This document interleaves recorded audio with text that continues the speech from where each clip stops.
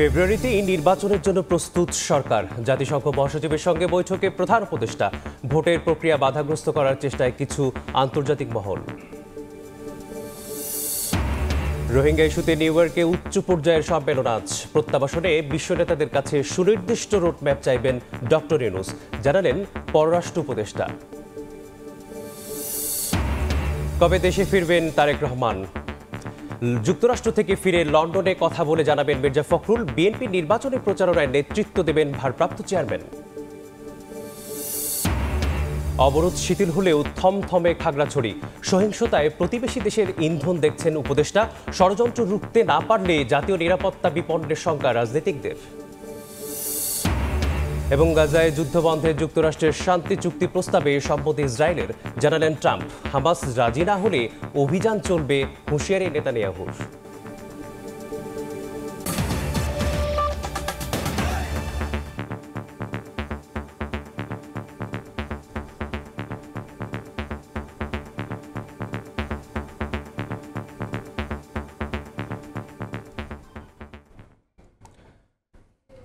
ভোরের সময় সঙ্গে আছি আমি মেসবাহুল আলী। জাতিসংঘ মহাসচিব অ্যান্টনিও গুতেরেসের সঙ্গে বৈঠকে ফেব্রুয়ারিতেই বাংলাদেশে নির্বাচনের প্রস্তুতির কথা পুনর্ব্যক্ত করেছেন প্রধান উপদেষ্টা ডক্টর মোহাম্মদ ইউনূস। এ সময় বাংলাদেশের গণতান্ত্রিক উত্তরণে পূর্ণ সমর্থন ও সংহতি জানান জাতিসংঘ মহাসচিব। সোমবার স্থানীয় সময়ে দুপুরে জাতিসংঘ সদর দপ্তরে গুতেরেসের সঙ্গে বৈঠক করেন প্রধান উপদেষ্টা। এ সময় ফেব্রুয়ারিতে বাংলাদেশে জাতীয় নির্বাচন হবে বলে গুতেরেসকে জানান তিনি। এ সময় জাতিসংঘ মহাসচিব সব ধরনের সহযোগিতার আশ্বাস দেন। রোহিঙ্গা সংকটের টেকসই সমাধান নিয়েও দুই নেতার আলোচনা হয়। এর আগে সকালে নিউ ইয়র্কে রবার্ট এফ কেনেডি হিউম্যান রাইটসের সদস্যদের সঙ্গে বৈঠক করেন ডক্টর ইউনূস। তিনি বলেন, কিছু আন্তর্জাতিক মহল নির্বাচনী প্রক্রিয়া বাধাগ্রস্ত করার চেষ্টা করছে। ষড়যন্ত্রকারীদের বিরুদ্ধে অর্থ বিনিয়োগের কথা উল্লেখ করে বলেন, সরকার সুষ্ঠু নির্বাচনের জন্য প্রতিশ্রুতিবদ্ধ।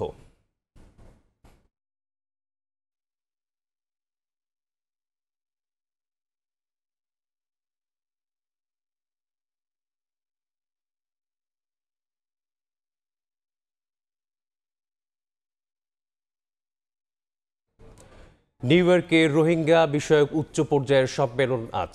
রোহিঙ্গা সংকটের স্থায়ী সমাধানে বিশ্ব নেতাদের কাছে সুনির্দিষ্ট রোডম্যাপ চাইবেন প্রধান উপদেষ্টা ডক্টর মোহাম্মদ ইউনূস।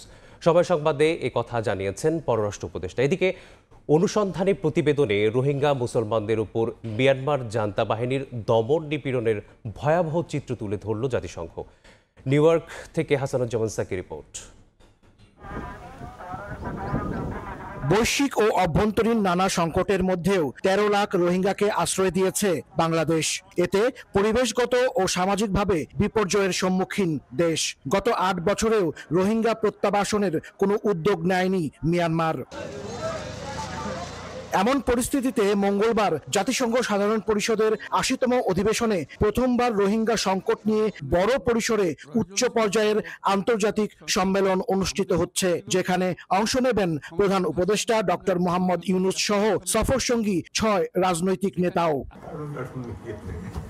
নিউ ইয়র্কে সময় সংবাদকে দেয়া সাক্ষাৎকারে পররাষ্ট্র উপদেষ্টা তৌহিদ হোসেন জানিয়েছেন, রোহিঙ্গাদের নিজ দেশে ফিরিয়ে নিতে বিশ্ব নেতাদের প্রতি জোরালো আহ্বান জানাবেন সরকার প্রধান। আমরা চাই যে রোহিঙ্গারা অধিকার এবং নিরাপত্তার সাথে তাদের দেশে ফেরত যাবে। অত্যন্ত জটিল একটা পরিস্থিতি।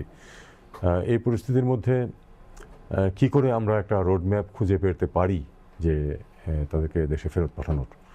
কালকে পাঠানো যাবে এটা আমরা বলছি না, কিন্তু রোডম্যাপ তো একটা আমাদের লাগবে। সেই দিকে আমরা লক্ষ্য করে অগ্রসর হওয়ার চেষ্টা করব। পররাষ্ট্র উপদেষ্টা বলেন, ফিলিস্তিনের গাজায় ইসরায়েলি আগ্রাসন, রাশিয়া ইউক্রেন যুদ্ধ এবং সুদানের পরিস্থিতির মধ্যে রোহিঙ্গা ইস্যুটি যেন আন্তর্জাতিক মনোযোগ না হারায়, এ বিষয়ে সজাগ থাকবে বাংলাদেশ। সবসময় আমাদের উদ্দেশ্য হচ্ছে যে রোহিঙ্গা সমস্যাটা যেন কেউ ভুলে যেতে না পারে আন্তর্জাতিক সম্প্রদায়। এটা যেখানে যেখানে সম্ভব সবখানেই কিন্তু আমরা সেটাকে উল্লেখ করার চেষ্টা করি। আমরা চেষ্টা করবো যে আমরা যেটাকে যেভাবে দেখি সেটাকে যেন তারাও সেইভাবে দেখে। আমরা আশা করি যে অনেকখানি আমরা একমত হতে পারবো। এদিকে সম্মেলনের আগে সোমবার জাতিসংঘের উদ্যোগে পরিচালিত অনুসন্ধানী প্রতিবেদনে উঠে এসেছে রোহিঙ্গা মুসলমানদের উপর জাতিগত নিধনের ভয়াবহ চিত্র। প্রতিবেদনে বলা হয় 2017 সালের আগস্টে রাখাইনে মিয়ানমার সেনাবাহিনী দমন অভিযান শুরু করলে লাখ লাখ রোহিঙ্গা ঘরবাড়ি ছেড়ে পালাতে বাধ্য হয়। এ সময় বাংলাদেশে আশ্রয় প্রার্থী রোহিঙ্গার ঢল নামে। রোহিঙ্গা সংকট সমাধানে দ্বিপাক্ষিক তো নয়, এমনকি জাতিসংঘের কোনো উদ্যোগও এখন পর্যন্ত কাজে আসেনি। এই অবস্থায় মঙ্গলবারের উচ্চ পর্যায়ের সম্মেলনে আলোচনা কতটুকু ফলপ্রসূ হয় রোহিঙ্গা সংকটের টেকসই সমাধানের বিষয়টি তার উপরই নির্ভর করছে। হাসানুজ্জামান সাকি, সময় সংবাদ, জাতিসংঘ সদর দপ্তর, নিউ ইয়র্ক। ফেব্রুয়ারিতে নির্বাচন আয়োজনে জাতিসংঘে প্রধান উপদেষ্টার বক্তব্যকে ইতিবাচক বলেছেন সফরসঙ্গী রাজনৈতিক নেতারা। বিশ্লেষকরা মনে করেন দলগুলোকে এক জায়গায় আনতে ভূমিকা রাখতে পারে রাজনৈতিক নেতাদের নিয়ে ডক্টর ইউনূসের নিউ ইয়র্ক সফর, যা আগামী দিনগুলোতে ইতিবাচক প্রভাব ফেলবে নির্বাচনী রাজনীতিতে। এছাড়া রোহিঙ্গা ইস্যুতে মিয়ানমার সরকার ও রাখাইনের অংশীজনদের উপর চাপ প্রয়োগের যে আহ্বান জানিয়েছেন ডক্টর ইউনূস, রোহিঙ্গা সংকট সমাধানে তা সুদূরপ্রসারী প্রভাব পড়বে বলে মনে করেন আন্তর্জাতিক সম্পর্ক বিশ্লেষকরা। ফারুক ভাইয়া রবিনের রিপোর্ট।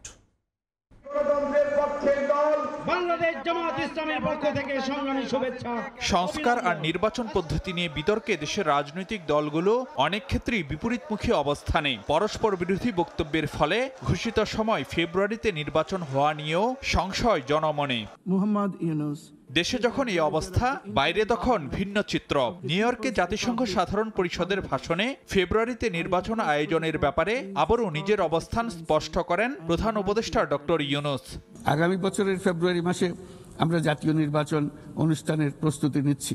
সরকার প্রধানের এই বক্তব্যে ইতিবাচক প্রতিক্রিয়া জানিয়েছেন ডক্টর ইউনূসের সফর সঙ্গী বিএনপি, জামাত, এনসিপি নেতারা। আমাদের কোন রকমের সংশয় নেই, উই আর কনভিন্সড যে আপনার ফেব্রুয়ারিতে নির্বাচন হবে। আমরা নির্বাচন ফেব্রুয়ারিতে করার জন্য প্রস্তুতি নিচ্ছি উইথ আওয়ার হাম্বল এফার্টস। আমাদের যেটা আছে ফেব্রুয়ারিতে যে নির্বাচনের সময়সীমার কথা বলা হয়েছে সেটাকে আমরা ইতিবাচক হিসেবেই দেখি। নিউ ইয়র্কে দলগুলোর প্রায় অভিন্ন এই অবস্থান কি ধরনের প্রভাব ফেলবে সামনের দিনগুলোতে, এমন প্রশ্নে বিশ্লেষকরা মনে করেন এর প্রতিফলন ঘটতে পারে দেশের সামগ্রিক রাজনীতিতে। তারা রাজনীতি করেন, তাদের ওই ম্যাচুরিটি তো নিশ্চয়ই আছে যে আমরা চাইলেই সবকিছু আমাদের মতো করে হবে, এটাও তো ঠিক না। মনে হয় যে সবার মধ্যে একটা চেঞ্জ হয়তো আসছে বিদেশে গিয়ে, বা সেখানে হয়তো ইউনূস সাহেব উনি হয়তো ব্যক্তিগতভাবে তাদের সাথে কথা বলে একটা জায়গায় হয়তো তিনি তার দিকে নিয়ে আসতে পেরেছেন।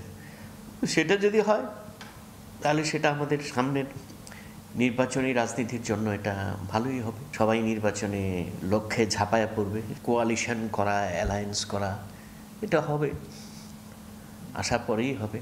এদিকে প্রধান উপদেষ্টার বক্তব্যে উল্লেখযোগ্য অংশ জুড়েই ছিল রোহিঙ্গা ইস্যু। এর রাজনৈতিক সমাধানে মিয়ানমার সরকার ও রাখাইনের অন্যান্য অংশীজনদের ওপর চাপ প্রয়োগে আন্তর্জাতিক সম্প্রদায়ের প্রতি আহ্বান জানান ডক্টর ইউনূস, যা রোহিঙ্গা সংকট সমাধানে সুদূর প্রসারী ভূমিকা রাখতে পারে বলে মনে করেন বিশ্লেষকরা। রাজনৈতিক চাপ, স্যাংশন হতে পারে, হিউম্যানিটেরিয়ান অ্যাসিস্ট্যান্সের ক্ষেত্রে এক ধরনের পলিসি হতে পারে, এবং অ্যাকাউন্টেবিলিটির ক্ষেত্রে ইন্টারন্যাশনাল কোর্ট বা জাস্টিস সিস্টেমকে আরও অনেক বেশি অ্যাগ্রেসিভলি ব্যবহার করা। আমার মনে হয় তিনি এই চাপটাই বড় করে তুলে ধরেছেন। আন্তর্জাতিক সম্প্রদায়ের যে রেসপন্সিবিলিটি, এটা তিনি স্মরণ করিয়ে দিয়েছেন, এবং সেই সাথে আন্তর্জাতিক সম্প্রদায় না শুধু রিজিয়নাল যারা আছে, চীন, ভারত বা অন্যান্য দেশগুলি আছে, তাদের যে একটা বড় ভূমিকা আছে সেটাকেও নিয়ে এসছেন। আমি মনে করি এটা থেকে একটা ডিভিডেন্ড আমরা হয়তো ভবিষ্যতে পেতে পারি। রোহিঙ্গা ইস্যুতে নিউ ইয়র্কে হতে যাচ্ছে উচ্চ পর্যায়ের একটি সম্মেলন, যেখানে অগ্রাধিকার পাবে তহবিল সংগ্রহ। সম্মেলনে রোহিঙ্গা সংকট সমাধানে আন্তর্জাতিকভাবে একটি রোডম্যাপও গৃহীত হওয়ার কথা রয়েছে। ফারুক ভাইয়া রবিন, সময় সংবাদ, ঢাকা। লন্ডন বৈঠকের পর থেকেই আলোচনায় তারেক রহমানের দেশে ফেরার প্রসঙ্গ। যুক্তরাজ্য বিএনপির সভাপতি ও চেয়ারপারসনের উপদেষ্টা এম এ মালেক জানান, যুক্তরাষ্ট্র সফর থেকে দেশে ফিরে দলের ভারপ্রাপ্ত চেয়ারম্যানের সঙ্গে কথা বলবেন মির্জা ফখরুল ইসলাম আলমগীর। এরপর সংবাদ সম্মেলন ডেকে দিনক্ষণ জানিয়ে দেবেন তিনি। লন্ডন থেকে বিস্তারিত শোয়েব কবিরের প্রতিবেদনে। ভারপ্রাপ্ত চেয়ারম্যান তারেক রহমানের দেশে ফেরার অপেক্ষায় বিএনপি কয়েক সপ্তাহের মধ্যেই ফিরতে পারেন। দলের পক্ষ থেকে এমন আভাস দেয়া হলেও এখনও চূড়ান্ত হয়নি দিনক্ষণ। বিএনপি চেয়ারপারসনের উপদেষ্টা এম এ মালেক জানান, যুক্তরাষ্ট্র সফর শেষে দলীয় মহাসচিব মির্জা ফখরুল ইসলাম আলমগীর দেশে ফেরার পর চূড়ান্ত হবে তারেক রহমানের স্বদেশ প্রত্যাবর্তনের সূচি। আমাদের মহাসচিব এবার আমেরিকার থেকে যখন ফিরবেন, ওনার কাছে অনেক মেসেজ থাকবে এবং উনি যে প্রেস ব্রিফিং করবেন, সেম টাইমস আমরা বিশ্বাস করি যে আমাদের মহাসচিব ওনার মুখ থেকেই আমাদের ভারপ্রাপ্ত চেয়ারম্যান সাহেব কবে যাবেন এই দিন তারিখটা আপনারা জানতে পারবেন। নেতাকর্মীরা বলছেন, ত্রয়োদশ জাতীয় সংসদ নির্বাচনে বিএনপির নির্বাচনী প্রচারণায় সশরীরে নেতৃত্ব দিবেন তারেক রহমান। ভোট ঘিরে প্রস্তুতি নিচ্ছে তৃণমূল থেকে কেন্দ্র।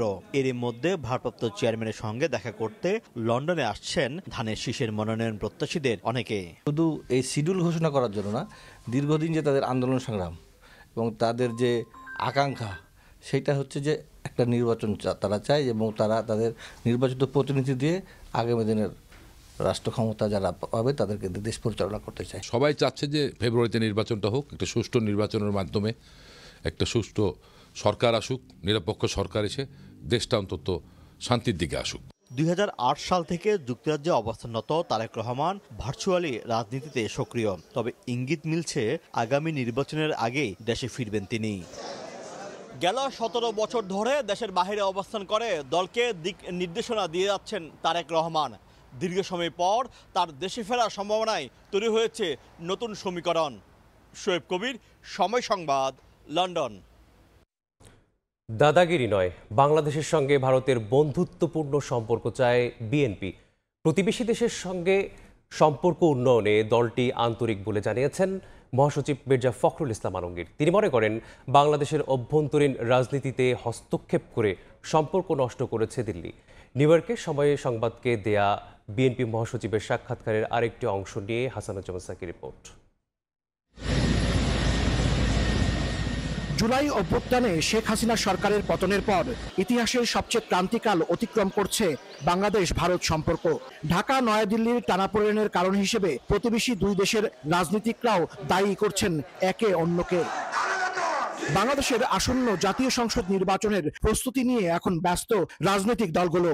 এমন পরিস্থিতিতে প্রতিবেশী দেশের মনোভাব নিয়েও আলোচনা বেশ সরব। নিউ ইয়র্কে সময় সংবাদকে দেয়া সাক্ষাৎকারে মির্জা ফখরুল ইসলাম আলমগীর বলেন, বাংলাদেশের অভ্যন্তরীণ রাজনীতিতে হস্তক্ষেপ করে ঢাকার সঙ্গে সম্পর্ক নষ্ট করেছে দিল্লি। বিগত আওয়ামী লীগ সরকারের সময় ভোটারবিহীন প্রতিটি নির্বাচনকে সমর্থন করেছে তারা। এগুলোই তো ক্ষতি করেছে, ভারতেরও ক্ষতি হয়েছে, আপনার আওয়ামী লীগেরও ক্ষতি হয়েছে। এগুলো করেই তো তারা ক্ষতিটা নিজেদের করেছে। আমি সে কথাই বলি যে অন্য কাউকে কিছু করতে হয়নি, তারা নিজেদের ক্ষতিটা নিজেরাই করেছে। মানে রাজনীতি থেকে দূরে সরে গিয়ে যখনই আপনি ওই কনস্পিরেসিতে যাবেন, ষড়যন্ত্রের মধ্যে ডুবে, তখনই আপনার ক্ষতি হয়ে যাবে। তাই হয়েছে। বিএনপি মহাসচিব মনে করেন, সম্পর্কের এই টানাপোড়েন কাটিয়ে উঠতে ভারতকেই এগিয়ে আসতে হবে। এটা ডিপেন্ড করবে ভারতের উপরে। ভারত যদি চায় যে বাংলাদেশের সঙ্গে সে বন্ধুত্বপূর্ণ সম্পর্ক, শুধু বড় দাদা না হয়ে বন্ধু হয়ে সমস্যা সমাধান করে যে আসতে চাইবে, তখনই সেটা হবে। মির্জা ফখরুল বলেন, ভারত সহ সবার সঙ্গে সুসম্পর্ক চায় বিএনপি, এজন্য আন্তরিকতারও কোনো কমতি নেই। সকল দেশের সঙ্গেই আপনার বন্ধুত্ব করতে চাই। ইতিমধ্যে আপনি লক্ষ্য করেছেন যে আমরা সেটাই করছি।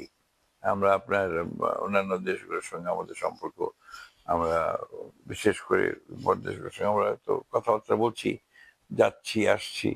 আর ভারতের ব্যাপারটা হচ্ছে ভারত সঙ্গেও তো আমাদের একটা যোগাযোগ তো ছিল, কিন্তু ভারতের উপর নির্ভর করবে যে তারা কতদূর বিএনপির সঙ্গে আপনার জায়গাতে আসবে।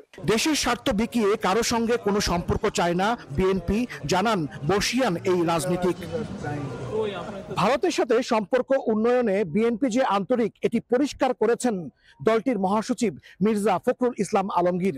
এখন ভারত কতটুকু ইতিবাচকভাবে সাড়া দেয় এবং এগিয়ে আসে, সেদিকেই নজর থাকবে সবার। হাসানুজ্জামান সাকি, সময় সংবাদ, নিউ ইয়র্ক, যুক্তরাষ্ট্র। জুলাই সনদ বাস্তবায়নে মতানৈক্য দূর করতে এবং রাজনৈতিক সংকট সমাধানে একসঙ্গে কাজ করবে বামপন্থী দলগুলো। জুলাই সনদ বাস্তবায়ন সহ রাজনৈতিক সংকট উত্তরণে গণতন্ত্র মঞ্চ ও 5 দলের বৈঠক শেষে এ কথা বলেন দলগুলোর নেতারা। জুলাই সনদ বাস্তবায়নে, মতানৈক্য দূরীকরণে এবং নির্বাচন সহ বর্তমান রাজনৈতিক সংকট উত্তরণে গণতন্ত্র মঞ্চ ও 5 দলের অনানুষ্ঠানিক বৈঠক। রোববার রাতে গণসংহতি আন্দোলনের দলীয় কার্যালয়ে গণতন্ত্র মঞ্চভুক্ত দলগুলোর সঙ্গে বাসদ, বাংলাদেশ সমাজতান্ত্রিক দল মার্ক্সবাদী, জাসদ, সিপিবি ও জাতীয় গণফ্রন্টের বৈঠক হয়। নেতারা বলেন, ঐক্যমত কমিশনের বৈঠকে জুলাই সনদ বাস্তবায়ন নিয়ে মতৈক্য না হওয়ায় দলগুলো নিজেদের মধ্যে আলোচনার মাধ্যমে সমঝোতা তৈরির চেষ্টা করছেন। গণভোট, গণপরিষদ, সংবিধান সভা, সুপ্রিম কোর্টের সংসদের মধ্যে বাস্তবায়ন এবং 106 অনুচ্ছেদ অনুযায়ী আদালতের অ্যাডভাইস নেওয়া, এগুলো নিয়ে আলাপ আলোচনা হচ্ছে। আমরা যারা সত্যিকার অর্থে দেশে গণতান্ত্রিক বিধি ব্যবস্থা প্রতিষ্ঠিত করতে চাই, যারা 24-এর ছাত্র জনতার অভ্যুত্থানের যে আকাঙ্ক্ষা, সেই আকাঙ্ক্ষাকে ধারণ করে এগিয়ে যেতে চাই। এই আলোচনা আরও চলবে, আলোচনা সবসময়ের জন্য দরজা খোলা, এই জন্য আমরা আরও অন্যান্য দলগুলোর সঙ্গে আলোচনা করব আশা করি। বৈঠকে চলমান রাজনৈতিক সংকট ও সমাধান নিয়ে আলোচনা হয়। গুরুত্ব পায় বিচার, সংস্কার ও নির্বাচনের পথরেখাও।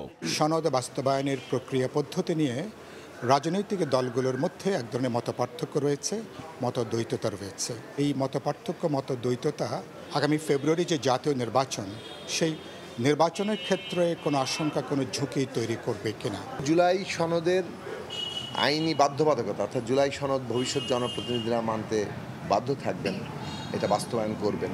এবং বাস্তবায়ন কী পদ্ধতিতে হবে, এই দুটো প্রশ্ন নিয়ে আসলে আমাদের আলোচনা চলছে।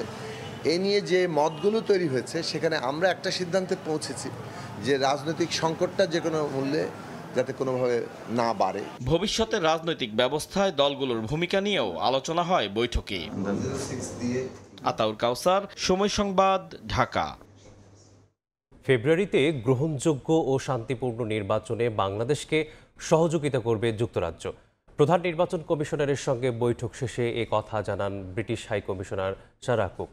আর ইসি সচিব আক্তার আহমেদ জানিয়েছেন, জাতীয় নির্বাচনের তফসিলের পর কয়েক ধাপে 150 পর্যবেক্ষক পাঠাতে চায় ইউরোপীয় ইউনিয়ন।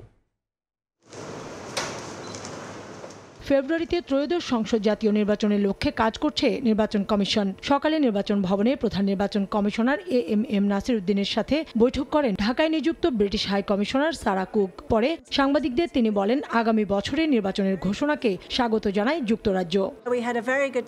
প্রধান নির্বাচন কমিশনারের সঙ্গে আমাদের খুব ভালো একটা বৈঠক হয়েছে। ডক্টর ইউনুস আগামী বছর ফেব্রুয়ারিতে যে নির্বাচনের ঘোষণা দিয়েছেন তা যুক্তরাজ্য স্বাগত জানায়। স্বচ্ছ, গ্রহণযোগ্য ও শান্তিপূর্ণ নির্বাচন বাংলাদেশকে সহযোগিতা করবে যুক্তরাজ্য।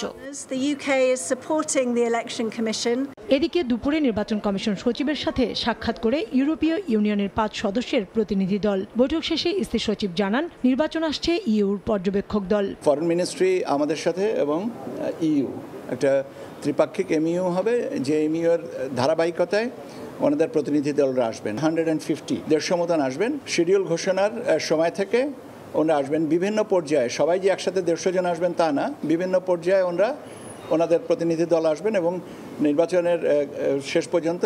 বলেন, পর্যবেক্ষকরা ভোট কেন্দ্রে থাকতে পারবেন কিনা, ভোট গণনার সময় থাকবেন সেটি জানতে চেয়েছেন প্রতিনিধি দল। ভোট কাউন্টিং এর সময় থাকতে পারবেন কিনা।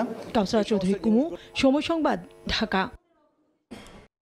পরবর্তী ঘোষণা না দেয়া পর্যন্ত রোববার দুপুর 12টার পর থেকে খাগড়াছড়ি, ঢাকা, চট্টগ্রাম এই 2 সড়কে অবরোধ শিথিল করেছে যুগ্ম ছাত্র জনতা।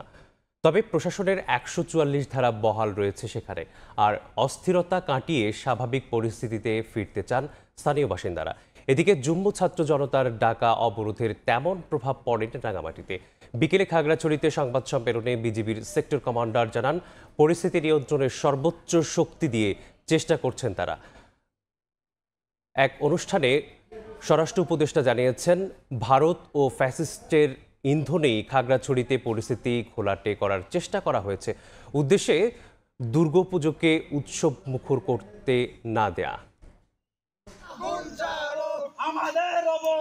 23 সেপ্টেম্বর খাগড়াছড়িতে মারমা স্কুল ছাত্রীকে সংঘবদ্ধ ধর্ষণের অভিযোগের পর উত্তাল হয়ে ওঠে পাহাড়ি জনপদ।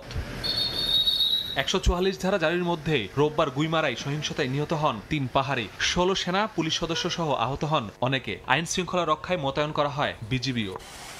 সোমবার জম্মু ছাত্র জনতা অবরোধ শিথিল করলেও 144 ধারা জারি রেখেছে প্রশাসন। বিরাজ করছে থমথমে পরিস্থিতি। আমরা খুব আতঙ্কের মধ্যে আছি, কি হবে জানি না। শান্ত সংশ্লিষ্ট পরিবেশই চাই, কেন আমরা এখানে কর্মজীবী চাকরি করি। রাস্তার মোড়ে মোড়ে সেনা, পুলিশ ও বিজিবির অবস্থান। দোকানপাট, যানবাহন বন্ধ থাকায় স্থবির হয়ে পড়েছে জনজীবন। পরিস্থিতির কারণে খুব সমস্যার মধ্যে আছি।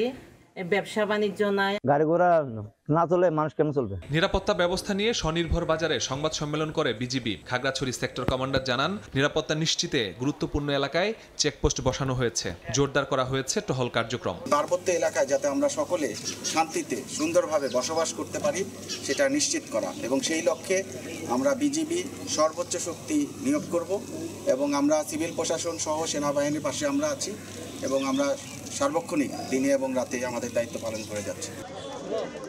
রাজধানী রমনায় ডিএমপির 5টি থানার নির্মাণ কাজের উদ্বোধন শেষে খাগড়াছড়ি ইস্যুতে স্বরাষ্ট্র উপদেষ্টা বলেন, পাহাড়ে অস্থিরতার পেছনে প্রতিবেশী দেশ ও ফ্যাসিস্টের ইন্ধন রয়েছে। ভারতের ইন্ধনে বা ফ্যাসিস্টদের ইন্ধনে এই ঘটনাটা ঘটাচ্ছে।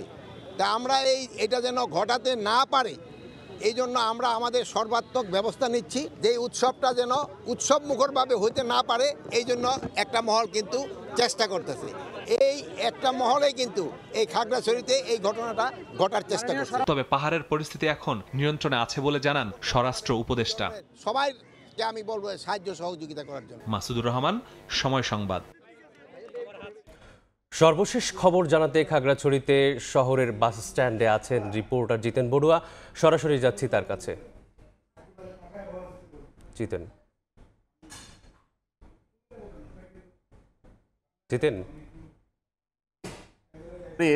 ওভারঅল পরিস্থিতি এখন কিছুটা শান্ত। গতকাল থেকে কোনো ধরনের কোনো সহিংস ঘটনা ঘটেনি, তবে নিরাপত্তার স্বার্থে প্রশাসন এখনো খাগড়াছড়ি সদর পৌরসভা এবং গুইমারা উপজেলায় 144 ধারা বহাল রেখেছে। অপরদিকে জম্মু ছাত্র জনতা খাগড়াছড়ি চট্টগ্রাম, খাগড়াছড়ি ঢাকা এই দুটি সড়কে অবরোধ শিথিল করলেও অপর 3 জেলায় সড়ক অবরোধ অব্যাহত রেখেছে। খাগড়াছড়িতে আজকে সকালে কিছুক্ষণ আগে বেশ কয়েকটি নৈশ কোচ খাগড়াছড়িতে এসে পৌঁছেছে।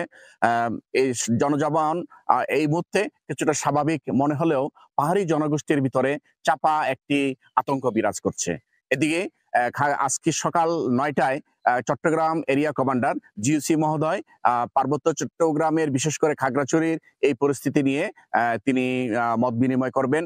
গতকাল বিজেপির সেক্টর কমান্ডার মহোদয়ও খাগড়াছড়িতে সাংবাদিকদেরকে নিয়ে একটি প্রেস ব্রিফিং এর আয়োজন করেছে। সেখানে তিনি বলেছেন, পার্বত্য চট্টগ্রামে যারা বসবাস করে তারা সকলেই সৌহার্দ্য সম্প্রীতির মাধ্যমে যেন বসবাস করে, হিংসা হানাহানি না করে একটি সম্প্রীতির বন্ধনে যেন এখানে আমরা সবাই পাহাড়ি বাঙালি বসবাস করতে পারি, সেই আহ্বান তিনি জানিয়েছেন। ইতিমধ্যে তিনি খাগড়াছড়িতে 9 প্লাটুন বিজেপি মোতায়েন করেছেন। বিশেষ করে স্বনির্ভর এলাকা এবং চেঙ্গিও স্কোয়ারে বিজেপির টহলটা বেশি রয়েছে, কেন এই দুইটি জায়গায় এই ঘটনা ঘটেছিল।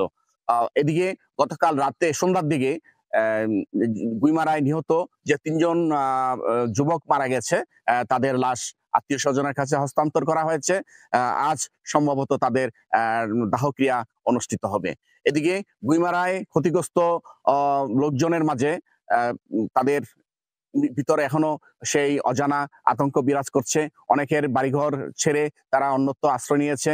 পোড়া বাড়ি ভিটা দেখার জন্য প্রশাসন সেখানে গিয়েছেন। পার্বত্য চট্টগ্রাম বিষয়ক মন্ত্রণালয়ের উপদেষ্টা মহোদয় তিনিও ক্ষতিগ্রস্ত এলাকায় গেছেন এবং যারা নিহত হয়েছেন তাদের আত্মীয় স্বজনের সাথে কথা বলেছেন। এদিকে পার্বত্য চট্টগ্রাম বিষয়ক মন্ত্রণালয়ের উপদেষ্টা সুপ্রদীপ চাকমা তিনি জানিয়েছেন, অবরোধকারী জম্মু ছাত্র জনতার পক্ষে 6 জন তার সাথে কথা বলেছেন। তারা নাকি 8 দফা দাবি উপস্থাপন করেছেন। স্থানীয় প্রশাসন তাদেরকে আশ্বস্ত করেছেন উগ্রতা বাদ দিয়ে সহনশীলতার মাধ্যমে কিভাবে পরিস্থিতি নিয়ন্ত্রণে রাখা যায় এবং ভালো রাখা যায় সেই বিষয়ে তাদেরকে তিনি আহ্বান জানিয়েছেন। এদিকে গত 23 সেপ্টেম্বর রাতে মারমা এক স্কুল ছাত্রী গণধর্ষণের শিকার হলে যুগ্ম ছাত্র জনতা আন্দোলন ডাক দেয় এবং এই আন্দোলন এক পর্যায়ে পাহাড়ি বাঙালি সহিংসতায় রূপ নেয়। এ ছিল আমার কাছে সর্বশেষ। যুক্ত ছিলাম খাগড়াছড়িতে। খাগড়াছড়িবাসী ইউপিডিএফ এর অপরিপক্ক আন্দোলনের মশুল গুনতে হচ্ছে বলে মন্তব্য করেছেন পার্বত্য চট্টগ্রাম বিষয়ক উপদেষ্টা সুপ্রদীপ চাকমা।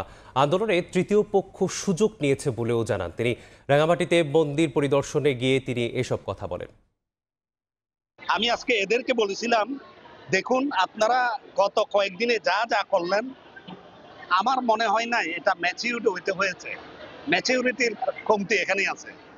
আরে ভাই, একটা ইস্যু নিয়ে আমরা করব, এটাকে আমি যখন মাল্টিফেরিয়াস এতে নিয়ে যাব বাইরের লোকজন ঢুকে পড়বে, এই সুযোগ দিচ্ছি কেন আমি? সুতরাং একটা ইস্যু নিয়ে থাকেন, অবজেক্টিভ ফুলফিল করেন। খাগড়াছড়ির অস্থিরতা নিয়ে উদ্বেগ জানিয়েছেন রাজনীতিকরা। নেতারা বলছেন পার্বত্য অঞ্চল নিয়ে আন্তর্জাতিক অনেক খেলোয়াড় সক্রিয়। বাংলাদেশ এখন ভূরাজনৈতিক ও সমর কৌশলের অংশ হয়ে দাঁড়িয়েছে। নির্বাচন ভেস্তে গেলে গভীরভাবে বিপন্ন হবে জাতীয় নিরাপত্তা। পাহাড়ে উত্তেজনা বিচ্ছিন্ন কোনো ঘটনা নয়, এর পেছনে থাকতে পারে মাস্টার প্ল্যান। মারমা স্কুল ছাত্রীকে সংঘবদ্ধ ধর্ষণের অভিযোগে নতুন করে উত্তেজনা ছড়িয়ে পড়েছে পার্বত্য জেলা খাগড়াছড়িতে। জাতীয় নির্বাচনের আগে পাহাড় অশান্ত হয়ে ওঠায় উদ্বেগ উৎকণ্ঠা উঠে আসছে রাজনীতিবিদদের কণ্ঠেও। জাতীয় প্রেস ক্লাবে এক অনুষ্ঠানে অংশ নিয়ে বিপ্লবী ওয়ার্কার্স পার্টির সাধারণ সম্পাদক সাইফুল হক বলেন, পার্বত্য অঞ্চল নিয়ে আন্তর্জাতিকভাবে অনেক খেলোয়াড় সক্রিয়। নির্বাচন ভেস্তে গেলে গভীর খাদে পড়বে জাতীয় নিরাপত্তা। আমার খাগড়াছড়ি এখন জ্বলছে, পার্বত্য চট্টগ্রামে এখন সেখানে অবরোধ চলছে এবং গতকালকে 3 জন আমার সেখানে মানুষ সেখানে খুন হয়েছেন। বাংলাদেশে যে পরিস্থিতি চলছে, নির্বাচন কোনো কারণে যদি প্রলম্বিত হয়, কোনো কারণে যদি ভেস্তে যায়, তাহলে কিন্তু বাংলাদেশ তার ইতিহাসের গভীর একটা বিপর্যয়ের মধ্যে পড়তে যাচ্ছে। পুরানা পল্টনে গণ অধিকার পরিষদের কার্যালয়ে সংবাদ সম্মেলনে দলটির সাধারণ সম্পাদক রাশেদ খান অভিযোগ করেন, বাংলাদেশকে অস্থিতিশীল করে নির্বাচন বানচালের ষড়যন্ত্র করছে ভারত ও আওয়ামী লীগ। আওয়ামী লীগ পাহাড়ে অশান্তি লাগানোর চক্রান্ত করছে। সেখানে আমরা দেখলাম যে সেনাবাহিনীর সদস্যদের উপরে হামলা করা হয়েছে। আমাদের প্রতিবেশী রাষ্ট্র ভারত এবং আওয়ামী লীগ মিলে নির্বাচনকে বানচাল করার চক্রান্ত করছে। নয়াপল্টনে বিএনপির কেন্দ্রীয় কার্যালয়ে দলটির সিনিয়র যুগ্ম মহাসচিব রুহুল কবির রিজভী গণমাধ্যমে বলেন, পাহাড়ে অশান্তি বিচ্ছিন্ন কোনো ঘটনা নয়, এর পেছনে মাস্টার প্ল্যান থাকতে পারে। এগুলো আমি মনে করি যে কোনো বিচ্ছিন্ন ঘটনা নয়, প্রতিটি ঘটনার সাথে কোনো চক্র জড়িত আছে। কাঁধে কাঁধ মিলিয়ে দেশ বিরোধী অশুভ পরিকল্পনা থেকে থাকে, আমাদের প্রত্যেককে সেটা ব্যর্থ করতে হবে। জাতীয় প্রেস ক্লাবে অপর এক আলোচনায় যোগ দিয়ে বিএনপির স্থায়ী কমিটির সদস্য অবসরপ্রাপ্ত মেজর হাফিজউদ্দিন আহমেদ বলেন, পাহাড়ে আবারও পুরনো খেলা শুরু হয়েছে। ভারতে বসে পতিত স্বৈরাচার দেশবিরোধী ষড়যন্ত্র করছে, যা মোকাবেলায় সজাগ থাকতে হবে সবাইকে। হিল ট্র্যাক্সে আবার শুরু হয়েছে পুরনো খেলা। পতিত স্বৈরাচার ভারতে বসে বাংলাদেশের বিরুদ্ধে ষড়যন্ত্র করে যাচ্ছে। তারা অফিস আদালত নিয়ে তাদের কাছ থেকে বুদ্ধি পরামর্শ নিয়ে বাংলাদেশের প্রতিদিন নির্বাচন পর্যন্ত প্রতিদিন তারা সহিংসতা চালাবে। অবিলম্বে খাগড়াছড়িতে সংঘাত বন্ধে কার্যকর ব্যবস্থা নিতে সরকারের প্রতি আহ্বান জানান রাজনৈতিক নেতারা। জনগণের রায় হবে না। আহমেদ সালেহিন, সময় সংবাদ, ঢাকা। পাহাড়ের ঘটনা দুঃখজনক। সাংবিধানিকভাবে সবার সমান অধিকার আছে, কিন্তু কারো অধিকার হরণ করা উচিত নয় বলে মন্তব্য করেছেন বিএনপি স্থায়ী কমিটির সদস্য আমির খসরু মাহমুদ চৌধুরী। সোমবার রাতে চট্টগ্রাম নগরীর JM সেন হলে পূজা মণ্ডপ পরিদর্শন করে তিনি একথা বলেন। পাহাড়ে যেটা ঘটছে এটা তো অত্যন্ত দুঃখজনক, এবং আমি একটা কথা বলি পরিষ্কারভাবে, আমরা যে যাই বলি যে যা করি, বাংলাদেশের মানুষের নাগরিক অধিকার হরণ করার অধিকার আমাদের কারণে, আমাদের এটা মাথায় রাখতে হবে। আমি এতক্ষণ যেটা বললাম, সংবিধান সকলকে সমান অধিকার দিয়েছে, কারোর জন্য বেশিও না কারোর জন্য কমও না। এটা যাতে আমরা সবাই মাথায় রাখি, দেশ পরিচালনায় মাথায় রাখি, বিরোধী দলে থাকতেও মাথায় রাখি, আমাদের দৈনন্দিন জীবনেও যাতে এটা আমাদের সকলের মাথায় থাকে। ফরিদপুরে স্কুল ছাত্রীকে সংঘবদ্ধ ধর্ষণের অভিযোগে মূল অভিযুক্ত সহ 2 জনকে গ্রেপ্তার করেছে পুলিশ। পুলিশ জানায়, বোয়ালমারী উপজেলার দুর্গাপুর গ্রামের দাউদ বিশ্বাসের সঙ্গে টিকটকে পরিচয় হয় ওই স্কুল ছাত্রীর। বৃহস্পতিবার বিকেলে মেয়েটি তেলজুড়িতে মেলা দেখতে যায়। সন্ধ্যায় ওই এলাকার নির্জন স্থানে নিয়ে মেয়েটিকে ধর্ষণ করে দাউদ সহ আরও দুজন। খবর পেয়ে পরদিন ভুক্তভোগীকে নিয়ে থানায় মামলা করেন স্বজনরা। শুক্রবার ফরিদপুর মেডিকেল কলেজ হাসপাতালে ওয়ান স্টপ ক্রাইসিস সেন্টারে ভর্তি করা হয় তাকে।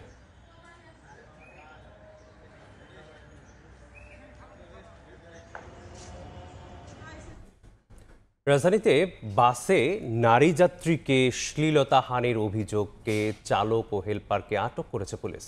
সোমবার রাত 10টার দিকে রামপুরা ব্রিজের ওপর এই ঘটনা ঘটে। পুলিশ জানায়, টঙ্গী থেকে বাড্ডায় যাওয়ার জন্য দুই নারী অনাবিল বাসে ওঠেন। নামার সময় ব্যাগ খুঁজে না পাওয়ায় চালক ও হেলপারের সঙ্গে তাদের বাকবিতণ্ডা হয়। পরে অন্য যাত্রীরা চালক ও হেলপারের ওপর চড়াও হন। এলাকার কিছু লোকজনও সেখানে জড়ো হয়ে বাস আটকে রাখলে পরিস্থিতি উত্তপ্ত হয়ে ওঠে। খবর পেয়ে হাতিরঝিল থানা পুলিশ ঘটনাস্থলে গিয়ে তাদের আটক করে থানায় নিয়ে আসে। এ ঘটনায় ভুক্তভোগী নারী মহাখালী কমিউনিটি হাসপাতালে ভর্তি আছেন। ভুক্তভোগী জানায়, ভুক্তভোগী থানায় অভিযোগ করলে জড়িতদের বিরুদ্ধে ব্যবস্থা নেওয়া হবে বলে জানিয়েছে পুলিশ।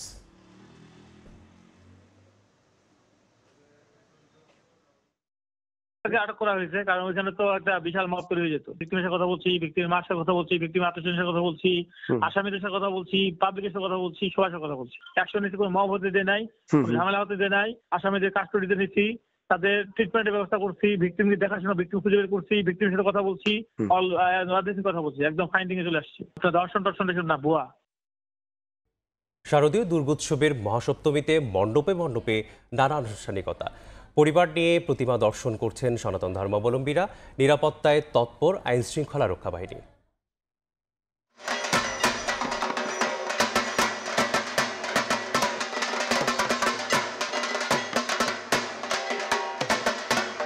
উলুধ্বনি, পঞ্চপ্রদীপ, আরতি আর ঢাকের বাদ্যে মুখরিত দুর্গাপূজার মহাসপ্তমীর পূজা মণ্ডপ। সৌহার্দ্য সম্প্রীতি বজায় রেখে শান্তিপূর্ণভাবে উদযাপিত হবে পূজার প্রতিটি দিন, এমন আশার কথাই বলছেন সনাতন ধর্মাবলম্বীরা। উৎসব তো সবাই একসাথে পালন করি, এখানে ধর্ম কোনো বিভেদ নেই। সত্যিকারের যে ধর্মনিরপেক্ষতা যে ব্যাপারটা, সেটা যাতে আমাদের দেশে আসলেই বলবৎ থাকে। বিকেলে ঢাকেশ্বরী জাতীয় মন্দিরে নিরাপত্তা ব্যবস্থা পরিদর্শনে আসেন র্যাব মহাপরিচালক। বলেন, গুজব ছড়িয়ে যেন কোনো মহল নিরাপত্তা বিঘ্নিত করতে না পারে সে বিষয়ে সব ব্যবস্থা নেওয়া হয়েছে। সাইবার টিম তারাও সার্বক্ষণিকভাবে সাইবার ওয়ার্ল্ড মনিটরিং করতেছে, যাতে কোনোভাবে কোনো দুষ্কৃতিকারীরা কোনো রকম গুজব ছড়িয়ে যাতে এই উৎসবের আমেজ সেটা যাতে কোনোভাবে নষ্ট করতে না পারে। লক্ষ্মী, সরস্বতী, গণেশ আর কার্তিককে নিয়ে সপরিবারে বাবার বাড়িতে এসেছেন দেবী। দশমী অবধি থাকবেন ভক্তদের মাঝে। রৌনক নিয়ন্তা, সময় সংবাদ, ঢাকা। একটি নির্ধারিত দল ধর্মের নামে বিভাজন সৃষ্টি করতে চায় বলে অভিযোগ করেছেন বিএনপির স্থায়ী কমিটির সদস্য সালাউদ্দিন আহমেদ। গতকাল রাতে বনানীর পূজা মণ্ডপ পরিদর্শনে এসে তিনি বলেন, জনগণের মধ্যে ঐক্য বিনষ্ট করে নির্বাচন দীর্ঘায়িত করার ষড়যন্ত্র চলছে। জানান, দেশের সব মানুষের যে ধর্মীয় স্বাধীনতা আছে, বিএনপি তার কার্যকরী নিশ্চয়তা দিতে চায়। এ সময় সম্প্রীতির বাংলাদেশের গঠনের জন্য সবাইকে ঐক্যবদ্ধ থাকার আহ্বান জানান তিনি।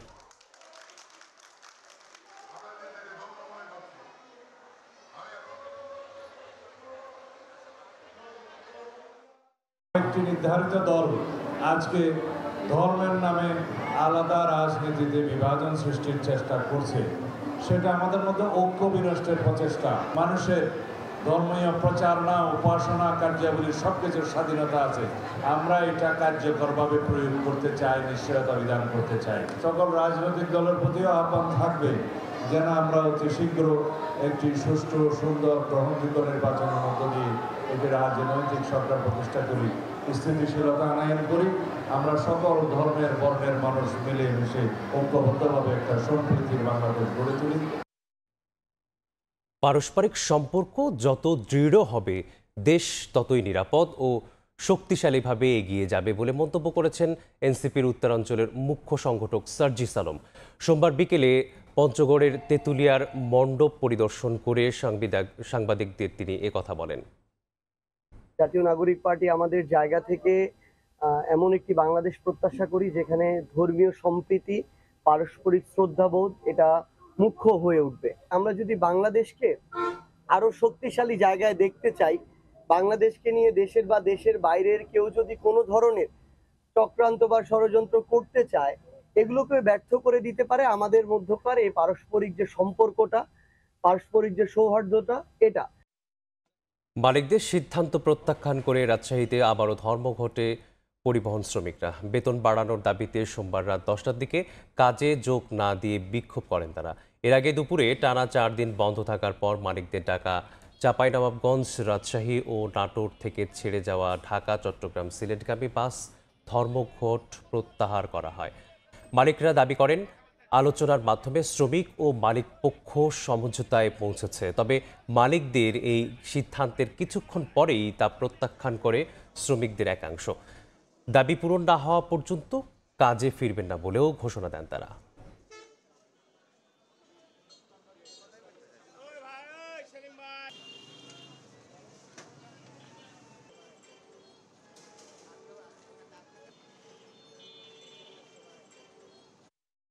আমরা চাইতাম একতার বেতন দিতে, তা তো দিতে পারছে না। তারা একবার রাজি হলো, আবার দিচ্ছে না। মালিকরা নিজের ইচ্ছায় গাড়ি বন্ধ করে দিয়েছে। তারা এই বেতন দিবে না, তারা গাড়িও চালাবে না। আমরা এই 650 টাকায় 2 দিন পরিশ্রম করে পড়ে 1 টাকা কোনো বাড়তি ইনকাম নাই। 650 টাকায় বেতনে চাকরি করে 300 টাকা খরচ। এক দফায় এক দাবি, আমরা যতক্ষণ আমাদের দাবি যতক্ষণ না মানা হবে আমরা রাজপথে এভাবেই রাস্তায় একভাবেই থাকবো। গাইবান্ধায় অরক্ষিত ও গেটম্যানবিহীন রেলগেটগুলোতে যেন মরণ ফাঁদ। প্রতিদিন ঝুঁকি নিয়ে পার হতে হয় হাজারো মানুষকে। চলতি বছর অরক্ষিত ক্রসিংয়ে ট্রেনে কাটা পড়ে প্রাণ গেছে 9 জনের। কর্তৃপক্ষ বলছে, জনবল সংকটে গেটম্যান নিয়োগ দেওয়া সম্ভব হচ্ছে না। বিপ্লব ইসলামের রিপোর্ট। নেই গেটম্যান বা কোনো সতর্কতামূলক সিগন্যাল বাতি। সাধারণ সড়কের মতোই মানুষ ও যানবাহন পারাপার হচ্ছেন রেল লাইনের উপর দিয়ে। গাইবান্ধার শহর ও গ্রামের বিভিন্ন এলাকায় রেল ক্রসিংগুলো বর্তমানে মরণ ফাঁদে পরিণত হয়েছে। রেলওয়ের তথ্যমতে জেলায় অরক্ষিত লেভেল ক্রসিং রয়েছে 47টি, যার মধ্যে গেটম্যান নেই 22টির। অরক্ষিত লেভেল ক্রসিং রয়েছে 14টি। তবে বাস্তবে যার সংখ্যা দ্বিগুণের বেশি।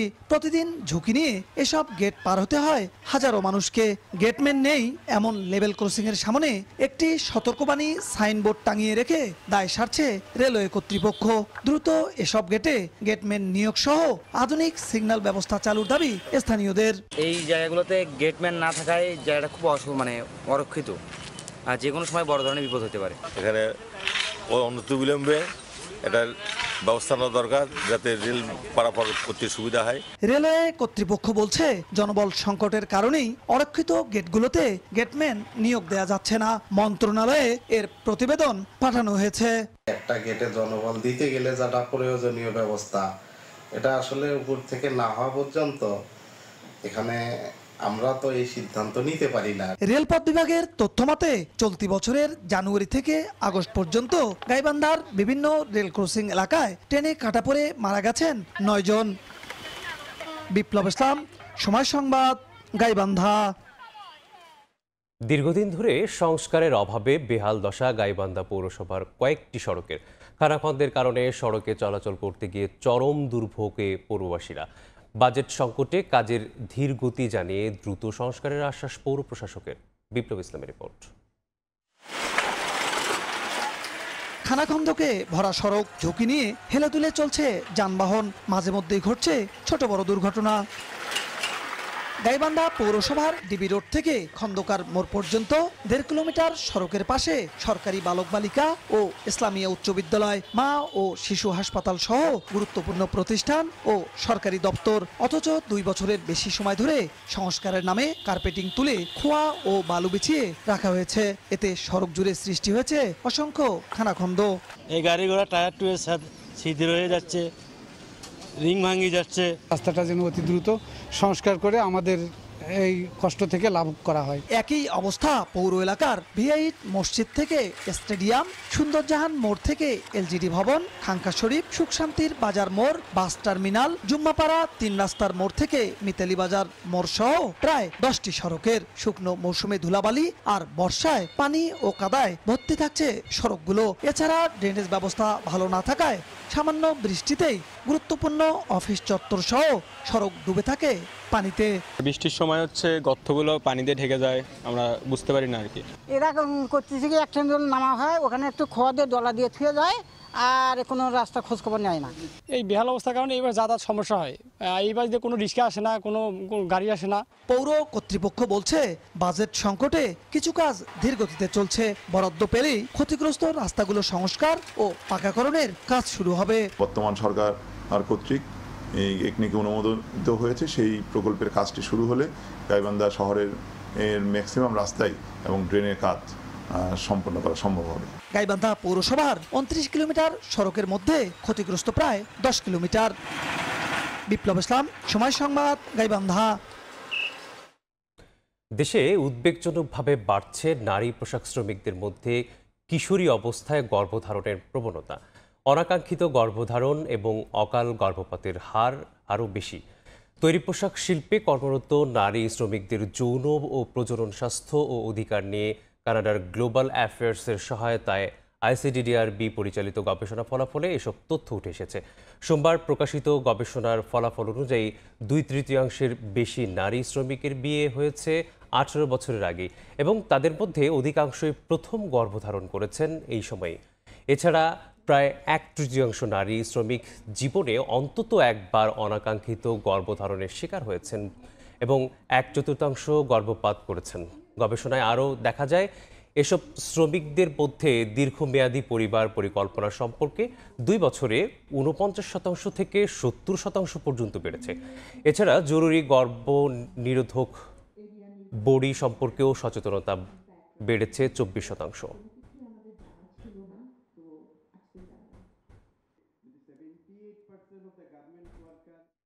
মুন্সিগঞ্জে ডেঙ্গুর প্রকোপ।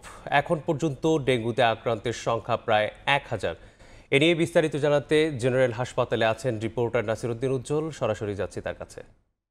উজ্জ্বল, ডেঙ্গু পরিস্থিতি ক্রমেই কিন্তু খারাপ অবস্থার দিকে যাচ্ছে। প্রতিদিন কিন্তু সমানে রোগী আসছে হসপিটালে এবং এখনো পর্যন্ত কিন্তু 24 জন রোগী শুধু এই মুন্সিগঞ্জ জেনারেল হাসপাতালেই ভর্তি রয়েছে। কিন্তু এই পরিস্থিতির জন্য কিন্তু যারা ভুক্তভোগী তারা দায়ী করছেন যে এখানকার পৌর প্রশাসনের যে পরিস্থিতি, বিভিন্ন স্থানে কিন্তু ডেঙ্গু যে প্রাদুর্ভাব ঘটবার যে পরিবেশ সেটি বিরাজ করছে। সবচেয়ে ভয়াবহ অবস্থা কিন্তু এই মুন্সিগঞ্জ জেনারেল হাসপাতালে এবং এখানকার যে পরিস্থিতি একটু যদি পেছন থেকে দেখাতে চাই যে এই যে পানি যেভাবে জমে আছে এবং ড্রেনের গন্ধ এবং ডাবের চোখলা এবং এখানকার যে ব্যাডের যে নষ্ট হওয়া সিটগুলো সেগুলো কিন্তু ছুঁড়ে ফেলা হয়েছে এখানে। এবং এই পরিস্থিতিটা কিন্তু এখানে রোগী কেন ভালো মানুষ এসে কিন্তু অসুস্থ হয়ে পড়ছেন এবং এই পরিস্থিতির জন্য রোগীরা যে কর্তৃপক্ষকে বলছেন তারা বলছেন যে এখানে তাদের 4 জন মাত্র নাকি এই পরিচ্ছন্ন কর্মী, এরা কিন্তু কুলিয়ে উঠতে পারছে না। এই অভিযোগ এই অনুযোগ তারা করছেন। কিন্তু আসলে পরিস্থিতি হচ্ছে যে এখানে এতটা অস্বাস্থ্যকর পরিবেশ, সেই পরিবেশটা কোনোভাবেই সহনীয় নয়। এই হাসপাতালের ভেতরের অবস্থা কিন্তু তারা বলছেন বাথরুমগুলো নোংরা পরিবেশ ছাড়াও সিটগুলোতে সার পোকা ভর্তি এবং এই পরিবেশে কিন্তু অনেকে রোগী আরো বেশি খারাপ অবস্থায় পড়ছে এবং এখানে কিন্তু প্রচুর রেফার করার যে একটি মানসিকতা সেটি লক্ষ্য করা যাচ্ছে এবং রেফার করে ঢাকায় পাঠিয়ে দিচ্ছে। কিন্তু সেখানে কিন্তু ঢাকায় এই যাওয়ার মতো অ্যাম্বুলেন্স নেই এবং অ্যাম্বুলেন্স নিয়েও কিন্তু নানা রকম এখানে সিন্ডিকেট চলছে এবং এই হাসপাতালটি ঘিরে যে এই পুরো জেলার প্রায় 15 লাখ মানুষের ভরসার জায়গা, সেই জায়গাটি কিন্তু এখন নড়বড়ে পরিস্থিতি চলছে এবং এই হসপিটালের যে আইসিইউ এখানে স্থাপন করা হয়েছিল যেটি 2023 সালের 14 নভেম্বর উদ্বোধন করা হয়, সেই 10 বেডের আইসিইউ কিন্তু এখন চালু করা যায়নি। তাই এখানে কিন্তু এই মুমূর্ষু রোগীদের নানা রকম ব্যাঘাতের মধ্যে পড়তে হচ্ছে এবং এই হাসপাতাল যেটি 4 দশক আগে জেলার একমাত্র জেনারেল হাসপাতাল হিসাবে এটি নির্মাণ করা হয়েছিল, সেটি কিন্তু 2011 সালে 250 শয্যায় 2021 সালে 250 শয্যায় উন্নীত করা হয়। এরপরেও কিন্তু এই পরিবেশ পরিস্থিতি বিরাজ করছে এবং জনবল সংকট ছাড়াও কিন্তু তারা বলছেন এখানে ওষুধ সহ বিভিন্ন রকম চ্যালেঞ্জ রয়েছে এবং নার্স সংকট রয়েছে। এইসব সংকটের পাশাপাশিও কিন্তু এখানে মেডিকেল কলেজে এই হাসপাতালটিকে উন্নীত করার ঘোষণা কিন্তু এরই মধ্যে অন্তর্বর্তী সরকার জানিয়ে গেছেন, কিন্তু এখনো পর্যন্ত সেই পরিবেশ লক্ষ্য করা যাচ্ছে না এবং এই মেডিকেল কলেজে উন্নতি করা অনেক বেশি জরুরি। এই কারণে যে এই জেলার লোক ছাড়াও কিন্তু এখানে নারায়ণগঞ্জ এবং পাশে চাঁদপুর, শরীয়তপুর, মাদারীপুরে অনেক রোগী এখানে আসেন ভৌগোলিক কারণে, কিন্তু এই হাসপাতালটি নিয়ে কিন্তু কর্তৃপক্ষের তেমন কোন রকম দায়িত্বশীল আচরণ লক্ষ্য করা যাচ্ছে না। তাদের এই উদাসীনতার কারণে কিন্তু মানুষ নানাভাবে দুর্ভোগ পোহাচ্ছে। তো এই ছিল মুন্সিগঞ্জের হাসপাতালের সবশেষ পরিস্থিতি। ডেঙ্গু পরিস্থিতি জানতে মুন্সিগঞ্জে যুক্ত ছিলাম। বগুড়ায় 2 জন সিভিল সার্জন, 1 জন নতুন যোগ দিয়েছেন, অন্যজন দায়িত্ব বুঝে না দিয়েই বগুড়ায় অবস্থান করছেন। এই অবস্থায় একই পদে 2 জন কর্মকর্তাকে নিয়ে অস্বস্তিতে পড়েছেন চিকিৎসক এবং কর্মচারীরা। জেলা প্রশাসক বলছেন ঊর্ধ্বতন কর্মকর্তাকে বিষয়টি জানিয়ে সুরাহা করা হবে। শহীদুল ইসলামের ক্যামেরায় আব্দুল আওয়ালের রিপোর্ট। 2 সিভিল সার্জনের মাঝে দায়িত্ব স্থানান্তর ঘিরে টানাপোড়েনের কারণে বগুড়া স্বাস্থ্য বিভাগের সৃষ্টি হয়েছে স্থবিরতা। তা 2 সপ্তাহ ধরে কার্যক্রমে অচল অবস্থা দেখা দিয়েছে। স্বাস্থ্য ও পরিবার কল্যাণ মন্ত্রণালয়ের প্রজ্ঞাপনে গত 14 সেপ্টেম্বর বগুড়া জেলার সিভিল সার্জন ডক্টর AK মোফাক্করুল ইসলামকে মানিকগঞ্জ জেলায় ও মানিকগঞ্জ জেলার সিভিল সার্জন খুরশিদ আলমকে বগুড়ায় সিভিল সার্জন হিসেবে যোগদান করতে বলা হয়। স্ব কর্মস্থলে 17 সেপ্টেম্বরের মধ্যে যোগদানের আদেশ অনুযায়ী খুরশিদ আলম বগুড়ায় এসে জানতে পারেন সিভিল সার্জন মোফাক্করুল ইসলাম ছুটিতে আছেন। প্রজ্ঞাপনের নির্দেশনা অনুযায়ী রাজশাহী পরিচালক অফিসে যোগদান করেন খুরশিদ আলম। এরপর প্রায় 2 সপ্তাহ কেটে গেলেও পূর্বের সিভিল সার্জন দায়িত্ব বুঝিয়ে দিচ্ছেন না। এতে জেলা স্বাস্থ্য বিভাগের কার্যক্রমে ভাটা পড়েছে। আজকে ফিঙ্গার লিভার চাইছিল, ফিঙ্গার নিলে গেলে তো তাহলে সময় থাকে না, এখন ফিঙ্গারটা আমি দিবার পারলাম না। কার্যক্রমে স্থবিরতার জন্য বগুড়া থেকে বদলি হওয়া সিভিল সার্জনকে দুষছেন সদ্য যোগ দেওয়া সিভিল সার্জন। 18 তারিখে আমি যোগদান করতে এসে তাকে পাইনি, তিনি হয়তোবা ছুটিতে ছিলেন।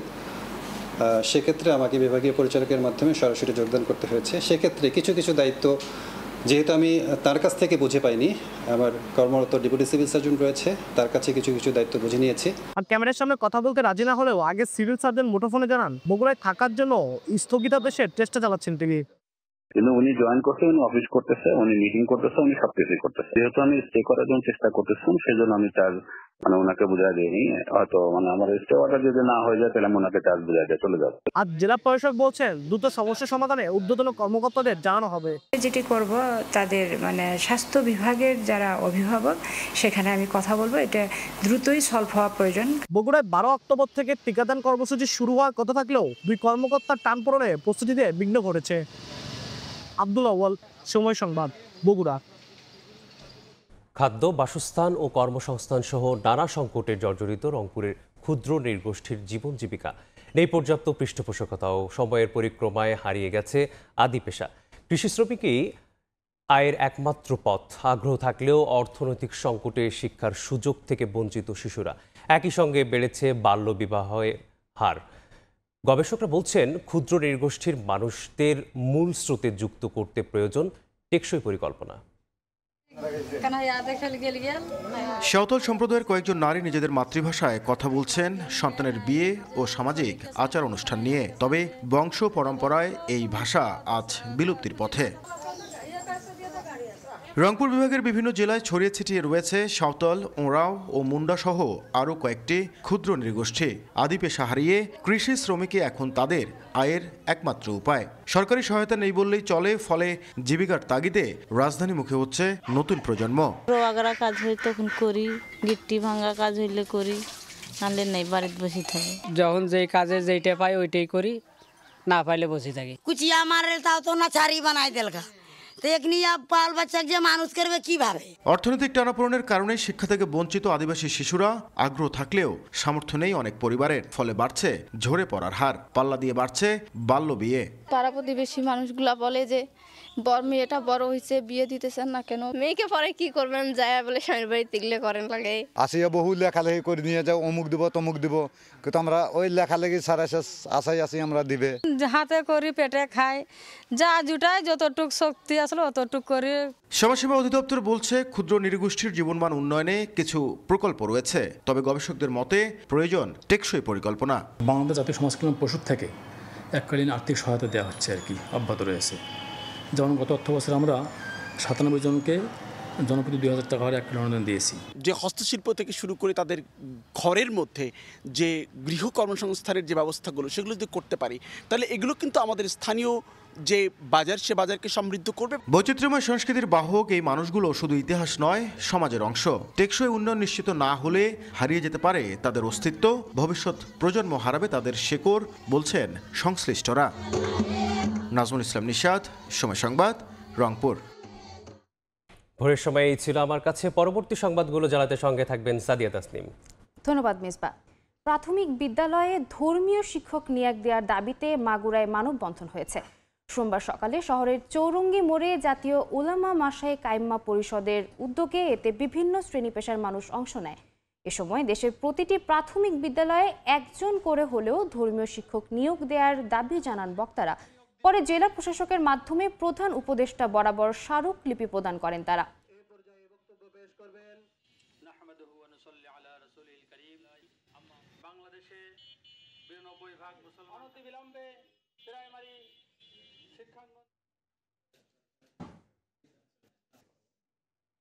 দিনাজপুরে অর্ধেকের বেশি সরকারি প্রাথমিক বিদ্যালয়ে প্রধান শিক্ষকের পদ শূন্য। এতে প্রতিষ্ঠানগুলোর শৃঙ্খলা, প্রশাসনিক দায়িত্ব পালনের পাশাপাশি মানসম্মত পাঠদানও ব্যাহত হচ্ছে।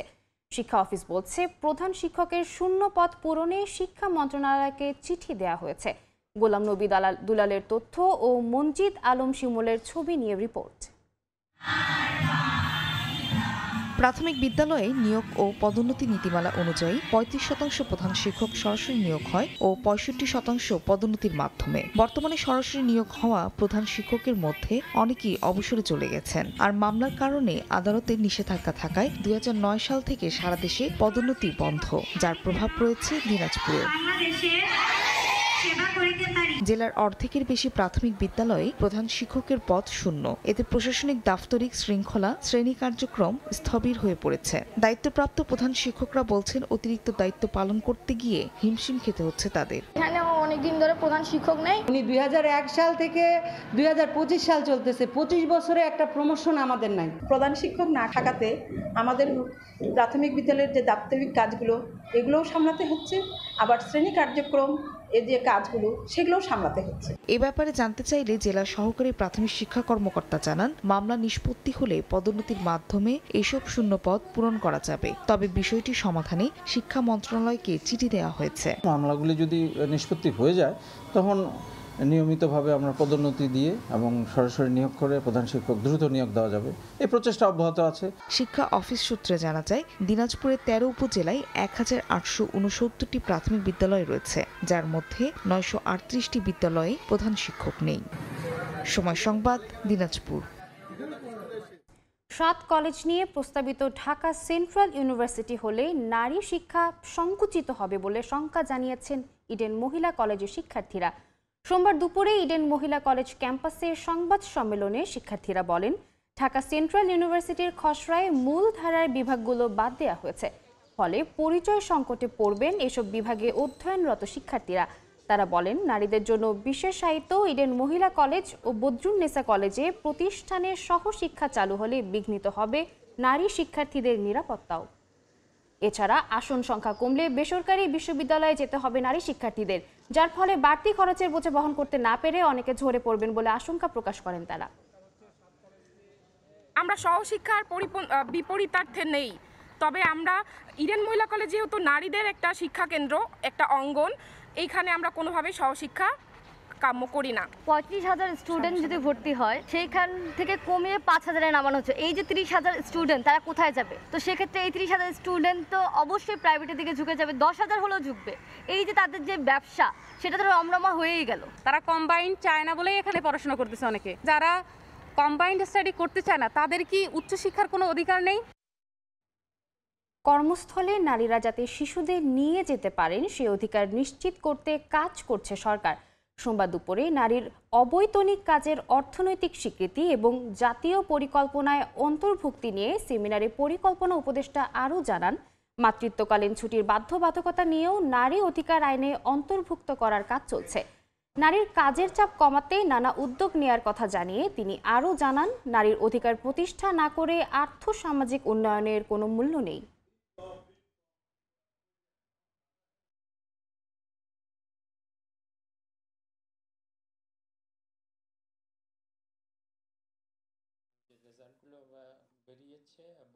The right of women to take their young babies to their workplace. This will be a legal right. এটা আমরা করতে যাচ্ছি। বাচ্চাকে নিয়ে আসলে আপনি মানা করতে পারবেন না, তখন কিন্তু একটা চাপ তৈরি হবে, তখন তারা বাধ্য হবে যে একটা ডে কেয়ার করা বা একটা ক্রেশে করার ব্যবস্থা করা। ম্যাটারনিটি লিভের ব্যাপারেও আমরা কিছু বাধ্যবাধকতা নতুন করে আইনের মধ্যে আনছি। ভোরের সময় আরও থাকছে। চট্টগ্রাম বন্দরে জিসিবি আধুনিকায়নে 7,000 কোটি টাকা বিনিয়োগ প্রস্তাব দিল ব্যবসায়ীরা। দেশি বিদেশি অর্থায়নে 13টি বার্থ বিশ্বমানের গড়ে তোলার পরিকল্পনা। নিষিদ্ধ হলেও নীলফামারীর ডিমলায় তিস্তা নদীতে অবৈধভাবে পাথর উত্তোলনের মহোৎসব। বাড়ছে নদী ভাঙন, পরিবর্তিত হচ্ছে নদীর গতিপথ। পানি উন্নয়ন বোর্ড বলছে, নদী থেকে পাথর তোলা বন্ধে সংশ্লিষ্ট কর্মকর্তারা সার্বক্ষণিক সজাগ রয়েছেন। মোহাম্মদ সোহেলের ছবিতে শাকির হোসেন বাদলের রিপোর্ট।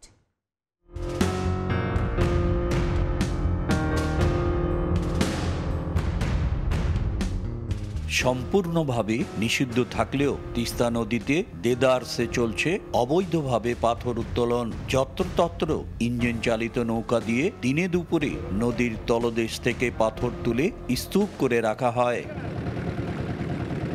নীলফামারীর ডিমলা উপজেলার 10টি ইউনিয়নের 6টি তিস্তার তীরবর্তী নিম্নাঞ্চল। নদীটির পানি সামান্য বৃদ্ধি পেলেই তলিয়ে যায় এসব এলাকা। তার উপর একটি চক্র প্রতিনিয়ত অবৈধভাবে পাথর তুলছে নদীর তলদেশ থেকে। এতে নদীর স্বাভাবিক প্রবাহ ব্যাহত হয়ে গতিপথ পরিবর্তন হচ্ছে, বাড়ছে ভাঙনের প্রবণতা। বাড়ি ছিল, বসত বাড়ি ছিল, গ্রাম ছিল, ওই পাথর তোলার কারণে বাড়ি ঘর সব ভেঙে গেছে। আমরা বাদে আস্তায় আছি। তাই এটা নিয়ে আমরা অনেক কয়বার প্রতিবাদ করছি, এই পাথর তোলা বন্ধ হয় না। আমাদের ইউনিয়ন পরিষদের পক্ষ থেকে আমরা ইতিমধ্যেই গ্রাম পুলিশদেরকে এবং মেম্বার সাহেবদেরকে আমরা নির্দেশ দিয়েছি যাতে কোনোভাবেই এই অবৈধ পাথর উত্তোলন কেউ করতে না পারে। পানি উন্নয়ন বোর্ড জানায়, তিস্তা থেকে কোনোভাবেই পাথর তুলতে দেওয়া হবে না। এ ব্যাপারে সংশ্লিষ্ট প্রশাসনিক কর্মকর্তারা সার্বক্ষণিক সজাগ আছেন। পুলিশ প্রশাসন সবাই সতর্ক, যখনই এ ধরনের কর্মকাণ্ড দেখা যাচ্ছে আমরাও অবহিত করতেছি, ওনারাও অবহিত করতেছে এবং ব্যবস্থা নিচ্ছে। প্রতিদিন 100 থেকে 150 নৌকা অবৈধ পাথর তোলার কাজে ব্যবহৃত হচ্ছে। শাকির হোসেন বাদল, সময় সংবাদ, নীলফামারী। চট্টগ্রাম বন্দরের জেনারেল কার্গো বার্থের আধুনিকায়নে 7,000 কোটি টাকা বিনিয়োগ প্রস্তাব খোদ ব্যবসায়ীদের। পিপিপির মাধ্যমে দেশি বিদেশি $627 মিলিয়ন অর্থায়নে 13টি বার্থকে 6টি গ্যান্টি ক্রেন সহায়তায় বিশ্বমানের গড়ে তোলার পরিকল্পনা জানিয়েছে বন্দরকে। শাখাওয়াত টিপুর ক্যামেরায় বিস্তারিত জানাচ্ছেন কমল দে।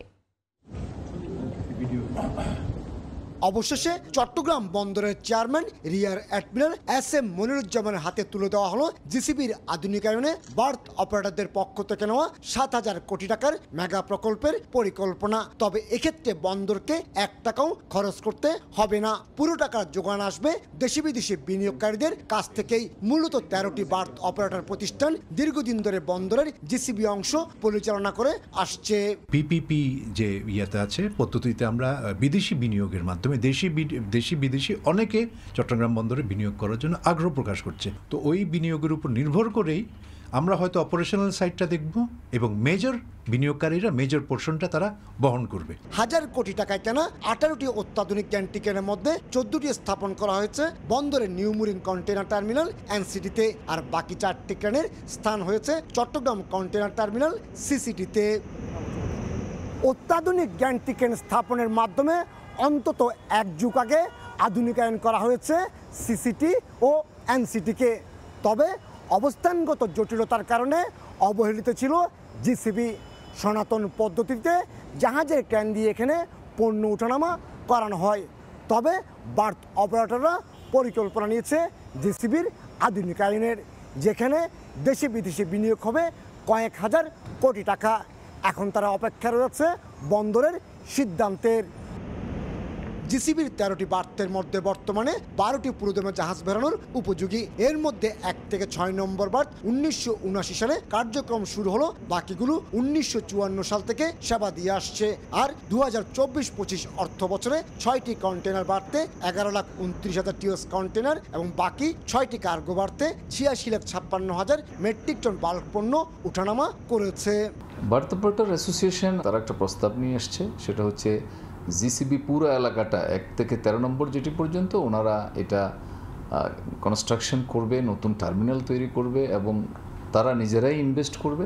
চট্টগ্রাম বন্দরের কি রিকোয়ারমেন্টস আছে সেই ভিত্তিতে আমরা সেটা একটু যাচাই বাছাই করে দেখব এবং পরবর্তীতে তাদেরকে জানাবো। পরিকল্পনা অনুযায়ী 627 মিলিয়ন মার্কিন ডলার মোট খরচের মধ্যে 6টি গ্যান্টিকেন সহ অন্যান্য যন্ত্রপাতি কিনতে খরচ হবে 109 মিলিয়ন মার্কিন ডলার।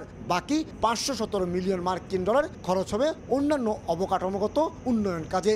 বর্তমানে চট্টগ্রাম বন্দরের পতেঙ্গা কন্টেনার টার্মিনাল সৌদি আরব ভিত্তিক প্রতিষ্ঠান রেড সি গেটওয়ে এবং এনসিটি বাংলাদেশ নৌবাহিনীর তত্ত্বাবধানে ড্রাইডক লিমিটেড পরিচালনা করছে। এক্ষেত্রে জিসিবির লভ্যাংশের পুরো টাকা দেশেই থাকবে বলে মত ব্যবসায়ীদের। পোর্ট সুন্দরভাবে পরিচালিত করতে পারে সেদিকে নজর থাকবে আমাদের সবসময়। এটা হচ্ছে আমাদের মুখ্য উদ্দেশ্য। যেন বিদেশিরা করতেছে, তারা বিদেশের লোক আসতেছে, ফরেন কান্ট্রি পাচ্ছে নিয়ে যাচ্ছে, কিন্তু আমার ফরেন কান্ট্রির বাইরে যাব না। আমার দেশের অর্থ আমাদের থাকবে। একসঙ্গে বিশাল আকৃতির 4টি জাহাজ বেরানোর সক্ষমতা থাকা এনসিটি 44%, 2টি জাহাজের সক্ষমতা সম্পন্ন সিসিটি 19% এবং 3টি জাহাজ বেরানোর সক্ষমতায় 37% কন্টেনার হ্যান্ডেলিং করছে জিসিবি। আর চট্টগ্রাম বন্দর বছরে হ্যান্ডেলিং করছে 32 লাখের বেশি কন্টেনার এবং 13 কোটি মেট্রিক টন কার্গো পণ্য। কমল দে, সময় সংবাদ, চট্টগ্রাম। বছরের পর বছর জ্বালানি খাতে চলেছে লুটপাট। অন্তর্বর্তী সরকারের আমলেও দুর্নীতিমুক্ত হয়নি এ খাত। রাজধানীতে জ্বালানি খাত নিয়ে ক্যাব আয়োজিত রাজনৈতিক সংলাপে এমন কথা উঠে এসেছে দলগুলোর বক্তব্যে। ক্যাবের জ্বালানি উপদেষ্টা প্রশ্ন রাখেন, অন্তর্বর্তী সরকারও কেন এ খাতকে মুনাফা ও স্বার্থের সংঘাতের ঊর্ধ্বে রাখতে পারল না। সংলাপে বিগত দিনে জ্বালানি খাতে লুটপাটে জড়িতদের সম্পদ বাজেয়াপ্তের পাশাপাশি কঠোর আইনি ব্যবস্থা নেওয়ার দাবি জানানো হয়। অনিয়ম দুর্নীতিতে নিমজ্জিত জ্বালানি খাত, এমন অভিযোগ দীর্ঘদিনের। বহু বছর ধরেই গোষ্ঠী স্বার্থে লুণ্ঠিত হয়েছে ভোক্তার অধিকার। অনিয়মের সেই দুষ্ট চক্র থেকে কতটা বেরোতে পারল এ খাত, সেই প্রশ্ন তাড়া করছে এখনো। সোমবার রাজধানীর সিরডাপ মিলনায়তনে জ্বালানি রূপান্তর নীতি নিয়ে দলগুলোর সঙ্গে সংলাপ আয়োজন করে ভোক্তা অধিকার সংগঠন consumers association of Bangladesh cab. সংলাপে রাজনৈতিক দলের নেতারা বলেন, অনেক প্রত্যাশা থাকলেও জ্বালানি খাতের দুর্নীতি ঠেকাতে ব্যর্থ হয়েছে অন্তর্বর্তী সরকার। এক্ষেত্রে যে লুটপাট, এটা একটা হাঙ্গর কুমিরের লুটপাট। এইটার সাথে জড়িতদের বিচারের দাবি অনেক আগের। সেই বিচার কিন্তু এখন হচ্ছে না। আমি আজকেও সেই বিচার দাবি করি। আমাদের জ্বালানি উপদেষ্টা তিনি প্রায়ই একটা কথা বলেন, রাজনীতিবিদরা এবং আমলারা তারা কেউই চায় না দুর্নীতি বন্ধ হোক, কিন্তু এই সরকারের 14 মাসে তিনি কি পদক্ষেপ গ্রহণ করেছেন দুর্নীতি বন্ধ করার বিষয়ে? দরকার ছিল যে এনার্জি সেক্টরে আপনি কম্পিটিশনের ভিতরে ন্যায্যতা নিয়ে আসবেন, পলিসি কনসিস্টেন্সি করবেন। সেটা না করে ইভেন বর্তমান সরকার, অন্তর্বর্তীকালীন সরকার একটা কোম্পানিকে পলিসির ওভারওয়েলমিং অপরচুনিটি ফ্যাসিলিটি দিচ্ছে। সংলাপে অর্থনৈতিক দুর্বৃত্তায়ন, অনিয়ম দুর্নীতি বন্ধ করে জনবান্ধব জ্বালানি নীতি বাস্তবায়নের উপর জোর দেওয়া হয়। সরকারে গেলে এসবের প্রতিফলন থাকবে এমন প্রতিশ্রুতিও দেন বিভিন্ন দলের প্রতিনিধিরা। আমরা নিজেরা দুর্নীতি করব না, কাউকে দুর্নীতি করতেও দেব না। আমরা চাঁদাবাজি করব না, কাউকে চাঁদাবাজি করতে দেব না। আমরা কোনো সরকারি প্রজেক্টের টাকা নিজেরা হাত দিয়ে নাড়াচাড়া করব না। দায়িত্বের জায়গাতে আমার দলটি যদি আসে, বাংলাদেশের যে ভৌগোলিক এবং একই সাথে যে আবহাওয়াজনিত যে অ্যাডভান্টেজটা রয়েছে সেটাতে আমাদের দেশের প্রত্যেকটি বাড়ি কিন্তু একটি ছোট ছোট বিদ্যুৎ কেন্দ্রে পরিণত হতে পারে। জ্বালানি রূপান্তরের জন্য রাজনৈতিক রূপান্তরের উপর জোর দেন ক্যাবের জ্বালানি উপদেষ্টা। এই সরকার তো রাজনৈতিক দল থেকে আসেনি, এই সরকারের তো কারো স্বার্থ সংশ্লিষ্ট বা স্বার্থ সংঘাতে জড়িত হওয়ার কথা ছিল না, স্বার্থ সংঘাত মুক্ত হওয়ার কথা ছিল। তাহলে এই সরকারের অক্ষমতার জায়গা কোথায়, কেন সক্ষম হলো না? ভোক্তা স্বার্থ রক্ষায় জ্বালানি খাতে লুণ্ঠনমূলক ব্যয় রোধ, বিআরসিকে শক্তিশালী করা, প্রতিষ্ঠানগুলোকে জবাবদিহিতার আওতায় আনার উপর জোর দেয় ক্যাব। সবার আগে আপনাদের অগ্রাধিকার দিতে হবে। ফারুক ভিয়া, রবিন, সময় সংবাদ, ঢাকা। স্বল্প সুদে ঋণ ও নীতি সহায়তার অভাবে বিশ্ববাজারে টেকসই পণ্য রফতানি করতে পারছে না বাংলাদেশ। স্বল্পোন্নত দেশের তালিকা থেকে বেরিয়ে গেলে রফতানিতে বেড়ে যাবে শুল্ক। এমন অবস্থায় পণ্যের গুণগত মানোন্নয়ন ও বৈচিত্র্য আনার পরামর্শ দিয়েছেন বিশ্লেষকরা। রাজধানীর মতিঝিলে ঢাকা চেম্বারের সেমিনারে এ পরামর্শ দেন তারা। দেশের অর্থনীতিতে ক্ষুদ্র মাঝারি শিল্প ২৫ থেকে ৩০% অবদান রাখলেও এ খাত এখনও অবহেলিত। হস্ত পাট শিল্পে গুণগত মানের অনেক পণ্য তৈরি হলেও সঠিক ব্র্যান্ডিংয়ের অভাবে দেশ বিদেশে চাহিদা বাড়ছে না। ডিসিসিআই আয়োজিত সেমিনারে বক্তারা বলেন, দেশের মোট শিল্প প্রতিষ্ঠানের ৯০% ক্ষুদ্র মাঝারি শিল্প। রফতানিতে এ খাতের অবদান ২৫%। তবে সঠিক কর্মপরিবেশ, ঋণ ও নীতি সহায়তার অভাবে বিশ্ববাজারে টেকসই পণ্য রপ্তানি করা যাচ্ছে না। ইন্টারন্যাশনাল মার্কেটে যদি আমাদের প্রোডাক্টগুলি না নিয়ে যেতে পারি, আমরা কিন্তু সেভাবে পরিচিত পারছি না। মাইক্রো কটেজের কোনো ডাটাবেস নাই। আপনি ডাটাবেস ছাড়া, ডাটা সায়েন্স ছাড়া কিন্তু আজকালকার যুগে আমরা কিছু করতে পারবো না। প্রোডাক্ট ডাইভার্সিফিকেশনে লাইট ইঞ্জিনিয়ারিং আসছে, ফুটওয়্যার সেক্টর আসছে, ফার্মাসিউটিক্যাল আসছে। আমাদের অনুরোধ, আপনারা শুধু সবচেয়ে অগ্রাধিকার 10টা বছর দেন। গার্মেন্টসকে তো 40 বছর দিয়েছেন, 10টা বছর এসএমই সেক্টরকে দেন। আলোচকরা বলেন, স্বল্পোন্নত দেশের তালিকা থেকে বাংলাদেশ বেরিয়ে গেলে রফতানিতে বেড়ে যাবে শুল্ক। এমন অবস্থায় পণ্যের গুণগত মানোন্নয়নের পাশাপাশি বিভিন্ন দেশে পণ্য রফতানিতে বৈচিত্র্য আনতে হবে। আমার কাছে যেটা, আমার এই অ্যাঙ্গেলটা, আমি তো বাংলাদেশি, আপনার কাছে যেটা ভালো মনে হয়েছে সেটা জাপানির কাছে কোনো সাড়া নাও ফেলতে পারে। আবার আপনি যেটা জাপানির জন্য ব্র্যান্ডিং করবেন সেটা আমেরিকায় যে সেটা নাও কার্যকর হতে পারে। স্পেসিফিক হওয়াটাও জরুরি। মহিলা উদ্যোক্তা যারা আছেন আমাদের কাছে বলেন যে আমরা লোন চেয়ে লোন পাচ্ছি না। এর একটাই কারণ যে তাদেরকে বিশ্বাস করা যাচ্ছে না, মানে তারা যে ফেরত দেবে এটা। কারণ আমাদের দেশের কালচারটা হয়ে গেছে এরকম, আমাদের দেশে লোন নিয়ে লোন ফেরত না দেওয়ার কালচার আমরা দেখেছি, গত 15 বছরে দেখেছি, তার আগেও দেখেছি, এখনও কেউ কেউ এরকম করছে। আন্তর্জাতিক বাজারে টেকসই পণ্য রফতানি করতে আধুনিক প্রযুক্তি ব্যবহারেরও জোর দেন বক্তারা। সেটাই হবে ব্র্যান্ডিং এর প্রথম সূচনা। সাইফুল ইসলাম, সময় সংবাদ, ঢাকা।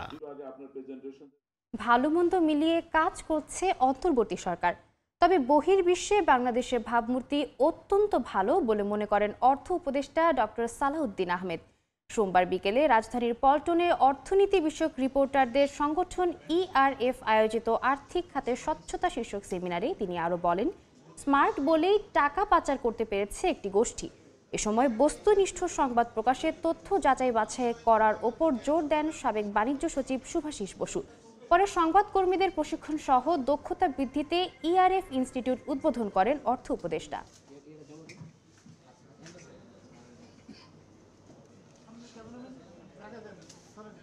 আমরা তো সব ভালো করছি তা না, পজিটিভ নেগেটিভ মিলিয়ে আছে। তো বাইরে কিন্তু বাংলাদেশের ভাবমূর্তি কিন্তু অত্যন্ত ভালো। বায়োল্যাটারাল মাল্টিল্যাটারাল ডোনারের সাথে কথা বলি, ওরা কিন্তু যে আমরা যতটুকু করেছি সীমিত সম্বন্ধে মোটামুটি একেবারে সব ম্যাজিকের মতো করতে পারে, আরও কথা আর আপনারা আশা প্রকাশ করেছে সামনের ভবিষ্যতে যে বাংলাদেশের জন্য এরকম কোনো বাধা বিপত্তি না আসে, সামনের জন্য আমরা দ্রুত এগিয়ে যেতে পারি। এটা কিন্তু বাংলাদেশের লোক কিন্তু আপনার ডিজার্ভ করে। রাস্তায় আশ্রয় নিয়েছেন গাজার হাজারো বাস্তুচ্যুত মানুষ। বেঁচে থাকার লড়াইয়ে এক মুঠো খাবার আর সামান্য আশ্রয়ের জন্য দিন কাটাচ্ছেন তারা। যুদ্ধ তাদের জীবনের সবকিছু কেড়ে নিয়েছে বলেও জানান গাজা থেকে পালিয়ে আসা বাসিন্দারা।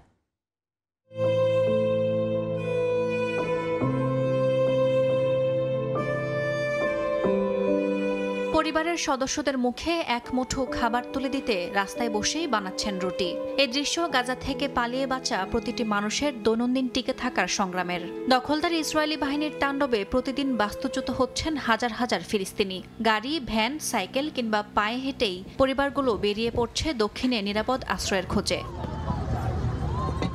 ইসরায়েলি হামলার মুখে গাজা সিটি থেকে পালিয়ে যান সামার আবদেল জাওয়াদ নামের এই নারী। 5 দিন ধরে পরিবার নিয়ে এক টুকরো কাপড় ও কাঠের খুঁটি দিয়ে বানানো ছোট্ট এক তাঁবুতে রয়েছেন তিনি। সন্তানদের জন্য নেই পোশাক, পর্যাপ্ত খাবার কিংবা পানি। আমরা ক্লান্ত, সত্যি এই জীবনে আমরা আর পারছি না। পড়াশোনা নেই, খাবার নেই, কাপড় নেই। আমার সন্তানরা সবকিছু থেকে বঞ্চিত। যুদ্ধ বন্ধ হোক, শুধু আমাদের শিশুদের জন্য হলেও এই যুদ্ধ থামুক।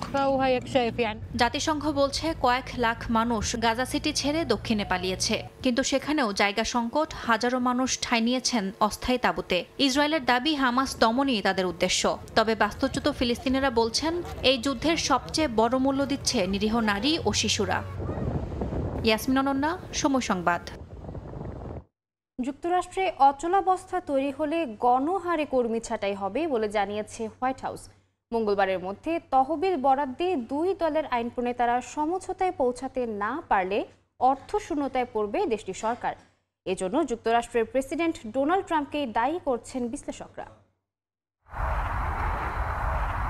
মার্কিন রিপাবলিকানরা শাটডাউন বা অচলাবস্থা তৈরি করে কর্মী ছাঁটাই করতে চাইছে বলে অভিযোগ করেছেন ডেমোক্র্যাট নেতারা। সরকার অচল হলে বিভিন্ন সংস্থার কর্মীদের গণহারে ছাঁটাই করা হবে বলে জানিয়েছে হোয়াইট হাউস। সম্ভাব্য এই ছাঁটাইয়ের জন্য ডেমোক্র্যাটরা দায়ী থাকবেন বলে জানিয়েছেন প্রেসিডেন্ট ডোনাল্ড ট্রাম্প। বিশেষজ্ঞরা মনে করছেন প্রধান দুই দলের রাজনৈতিক মতবিরোধের কারণেই যুক্তরাষ্ট্রে অচলাবস্থা তৈরি হতে যাচ্ছে, আর কর্মী ছাঁটাইয়ের জন্য দায়ী করছেন ডোনাল্ড ট্রাম্পকে। কারণ এক্ষেত্রে তার কথা অনুযায়ী অনড় অবস্থানে রয়েছেন রিপাবলিকান আইন প্রণেতারা। হাউস, সেনেট ও প্রেসিডেন্সি রিপাবলিকানদের নিয়ন্ত্রণেই। Senate majority leader John Thune গণমাধ্যমকে দেয়া সাক্ষাৎকারে বলেছেন, ডেমোক্র্যাটদের স্বাস্থ্যসেবা বিষয়ক দাবিগুলো সম্পূর্ণরূপে অযৌক্তিক এবং সেগুলোর কোনো গুরুত্ব নেই। সেনেট মাইনরিটি লিডার চাক শুমার বলেছেন, ছাঁটাইয়ের হুমকি দিয়ে ভয় দেখাতে চাচ্ছেন ট্রাম্প প্রশাসন। নতুন অর্থ বছরের তহবিল বরাদ্দে দুই দলের আইন প্রণেতারা সমঝোতায় পৌঁছাতে না পারলে মঙ্গলবার মধ্যরাতের পর থেকে অর্থশূন্যতায় পড়বে যুক্তরাষ্ট্র সরকার। আর কর্মী ছাঁটাই হলে সরকারের অনেক কর্মসূচি বন্ধ হয়ে যাবে। বিশেষজ্ঞরা মনে করছেন একদিন থেকে এক সপ্তাহ পর্যন্ত অচলাবস্থার খুব বেশি প্রভাব পড়বে না। তবে 2 সপ্তাহ বা তার বেশি হলে দেশের অর্থনীতি বড় আকারে ক্ষতিগ্রস্ত হবে। 2018 সালে ট্রাম্পের প্রথম মেয়াদে 34 দিনের অচলাবস্থার মুখোমুখি হয়েছিল দেশটি। বেতন ছাড়াই ছাঁটাই হয়েছিল ফেডারেল সরকারের প্রায় 8 লক্ষ কর্মী। সে সময় বন্ধ ছিল অধিকাংশ উদ্যান, বর্জ্য নিষ্কাশন, পাবলিক টয়লেট ও তথ্য সেবা। শেখ সাদি মার্জান, সময় সংবাদ। যুক্তরাষ্ট্রের বাইরে নির্মিত যে কোনো চলচ্চিত্রের ওপর 100% শুল্ক আরোপ করার ঘোষণা দিয়েছেন মার্কিন প্রেসিডেন্ট ডোনাল্ড ট্রাম্প।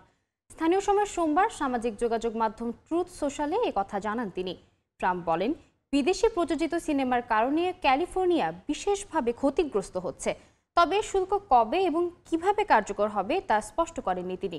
বিষয়টি কার্যকর হলে এটি হবে প্রথমবার কোনো সেবার উপর শুল্ক আরোপের নজির। এই ঘোষণায় বিস্ময় প্রকাশ করেছে হলিউড। বিশেষজ্ঞরা বলছেন, কার্যত এমন সিদ্ধান্ত প্রযোজনা বন্ধের মতো পরিস্থিতি তৈরি করবে। তবে এ ধরনের শুল্ক বাস্তবায়ন জটিল এবং প্রেসিডেন্টের এখতিয়ার নিয়েও প্রশ্ন তুলছেন অনেকে।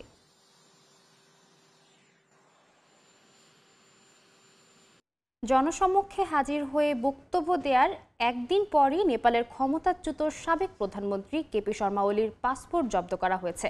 সাবেক স্বরাষ্ট্রমন্ত্রী ও গোয়েন্দা প্রধানের বিরুদ্ধেও একই পদক্ষেপ নিয়েছে দেশটির সরকার। তাদের দেশ ত্যাগে নিষেধাজ্ঞা জারি করা হয়েছে। এমন পদক্ষেপকে রাজনৈতিক প্রতিশোধ আখ্যা দিয়েছে শর্মা ওলির দল। গণ অভ্যুত্থানের 3 সপ্তাহ পর গত শনিবার প্রথমবার জনসমক্ষে হাজির হন নেপালের ক্ষমতাচ্যুত সাবেক প্রধানমন্ত্রী কেপি শর্মা ওলি। অন্তর্বর্তীকালীন প্রধানমন্ত্রী সুশীলা কার্কির নেতৃত্বাধীন সরকারকে অসাংবিধানিক আখ্যা দিয়ে কড়া সমালোচনা করেন তিনি। ক্ষমতা হারালেও দেশেই থাকার ঘোষণাও দেন। ওলির জনসমক্ষে আসার একদিন পরই তার বিরুদ্ধে পদক্ষেপ নিল নেপালের অন্তর্বর্তী সরকার। নেপালের গণমাধ্যমগুলো বলছে, গত 8 ও 9 সেপ্টেম্বরে জেনজিদের বিক্ষোভে 75 জন নিহত হওয়ার ঘটনায় উচ্চ পর্যায়ের তদন্ত শুরু করেছে অন্তর্বর্তী সরকার। কমিশনের সদস্য বিজ্ঞানরাজ শর্মা জানান, তদন্ত প্রক্রিয়ার জন্য এই 5 জনকে দেশে থাকতে হবে। তাদের শুধু দেশ ছাড়াই নয়, কাঠমান্ডু থেকে বেরোনোর উপরও নিষেধাজ্ঞা দেওয়া হয়েছে। কমিশন প্রধান গৌরী বাহাদুর কার্কি জানান, তদন্ত সম্পন্নে অতিরিক্ত জনবলও চাওয়া হতে পারে। তবে অলির দল CPN-UML এই পদক্ষেপকে রাজনৈতিক প্রতিশোধ আখ্যা দিয়েছে। ভক্তপুরে দলের স্থায়ী কমিটির বৈঠক থেকে এক বিবৃতিতে বলা হয়, এখনও তদন্ত শুরু হয়নি, অথচ পাসপোর্ট বাতিল করে মিডিয়া ট্রায়াল করা হচ্ছে। ইয়াসিন মোহাম্মদ জিসান, সময় সংবাদ।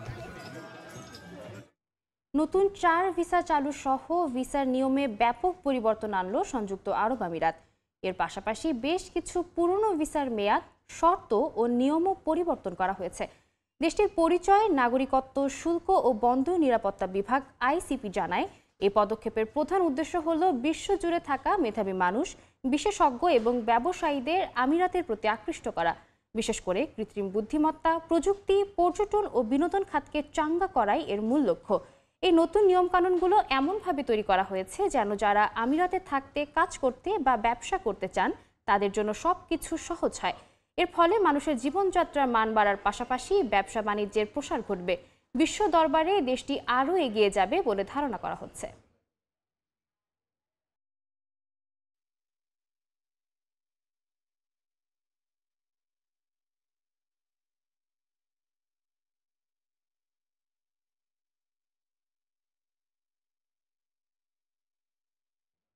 প্রত্যন্ত অঞ্চল কিংবা দ্বীপাঞ্চলে যেখানে বড় বিদ্যুৎ কেন্দ্র নির্মাণ সম্ভব নয়, সেখানে ভাসমান পরমাণু বিদ্যুৎ কেন্দ্র চালু করছে রাশিয়া। ছোট আকারের এসব পারমাণবিক চুল্লি নিরাপদ ও পরিবেশ বান্ধব জ্বালানি সরবরাহের নতুন সম্ভাবনা তৈরি করছে বলে জানালেন রাশিয়ার পরমাণু শক্তি সংস্থা রোসাটমের বিশেষজ্ঞরা। রাশিয়ার মস্কো থেকে ফিরে ওমর ইনানের রিপোর্ট। বিশ্বের অনেক অঞ্চলেই এখনো পৌঁছায়নি বিদ্যুৎ। মূলত বড় আকারের বিদ্যুৎ কেন্দ্র স্থাপনে অর্থনৈতিকভাবে সক্ষমতা না থাকায় বঞ্চিত তারা। এ অবস্থায় রাশিয়ার তৈরি ছোট পারমাণবিক বিদ্যুৎ কেন্দ্র বা SMR হতে পারে অন্যতম ভরসা। রাশিয়ার পরমাণু শক্তি সংস্থা রোসাটমের তৈরি এই স্মল নিউক্লিয়ার পাওয়ার প্ল্যান্ট বা SNPP স্থলভিত্তিক তো বটেই, ভাসমানভাবেও স্থাপন করা যায়। সর্বশেষ প্রযুক্তি RITM সিরিজ রিঅ্যাক্টর ব্যবহার করে তৈরি এসব প্ল্যান্ট টানা 60 বছর পর্যন্ত বিদ্যুৎ সরবরাহ করতে সক্ষম বলে দাবি রোসাটমের কর্মকর্তাদের। বিশেষ করে প্রত্যন্ত উপকূলীয় এলাকা কিংবা দ্বীপে যেখানে এখনও ডিজেল ভিত্তিক বিদ্যুৎ কেন্দ্র চলছে, সেখানে পরিবেশ বান্ধব বিকল্প হতে পারে এই প্রকল্প। বিদ্যুৎ উৎপাদন ছাড়াও তাপ সরবরাহ, পানি লবণমুক্তকরণ, এমনকি তরলীকৃত গ্যাস ও হাইড্রোজেন উৎপাদনেও কাজে লাগানো সম্ভব বলে জানালেন রোসাটমের বিশেষজ্ঞরা।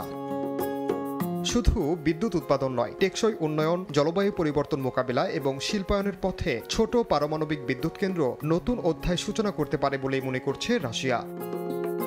ওমর ইনান, সময় সংবাদ, রাশিয়া। ভোরের সময় আরও থাকছে। বিসিবিতে বুলবুল ফারুক তামিমের একসঙ্গে কাজ করার সুযোগ দেখছেন যুব ও ক্রীড়া উপদেষ্টা। NSC কোটায় পরিচালক হিসেবে জেসির ভালো সম্ভাবনা দেখছেন আসিফ মাহমুদ। ইতালির মিলান শহরের ব্রেরা আর্ট মিউজিয়ামে শুরু হয়েছে জর্জিও আর্মানির অর্ধ শতাব্দীর কাজের প্রদর্শনী।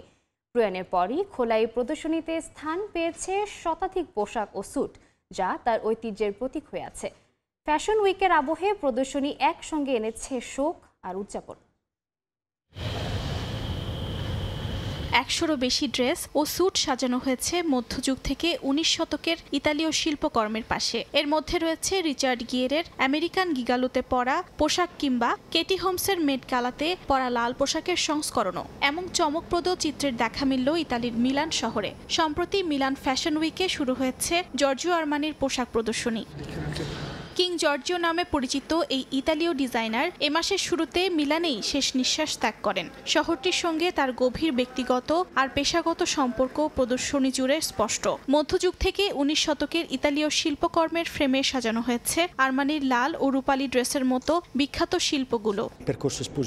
এটি এমন একটি প্রদর্শনী যা এই আর্ট গ্যালারিকে আরও আকর্ষণীয় করে তোলে। এতে সামনে আসে আর্মানির গত 50 বছরের অনুসন্ধানী কাজের ধারা, যা মূলত মিলানের ঐতিহ্যের প্রতিফলন।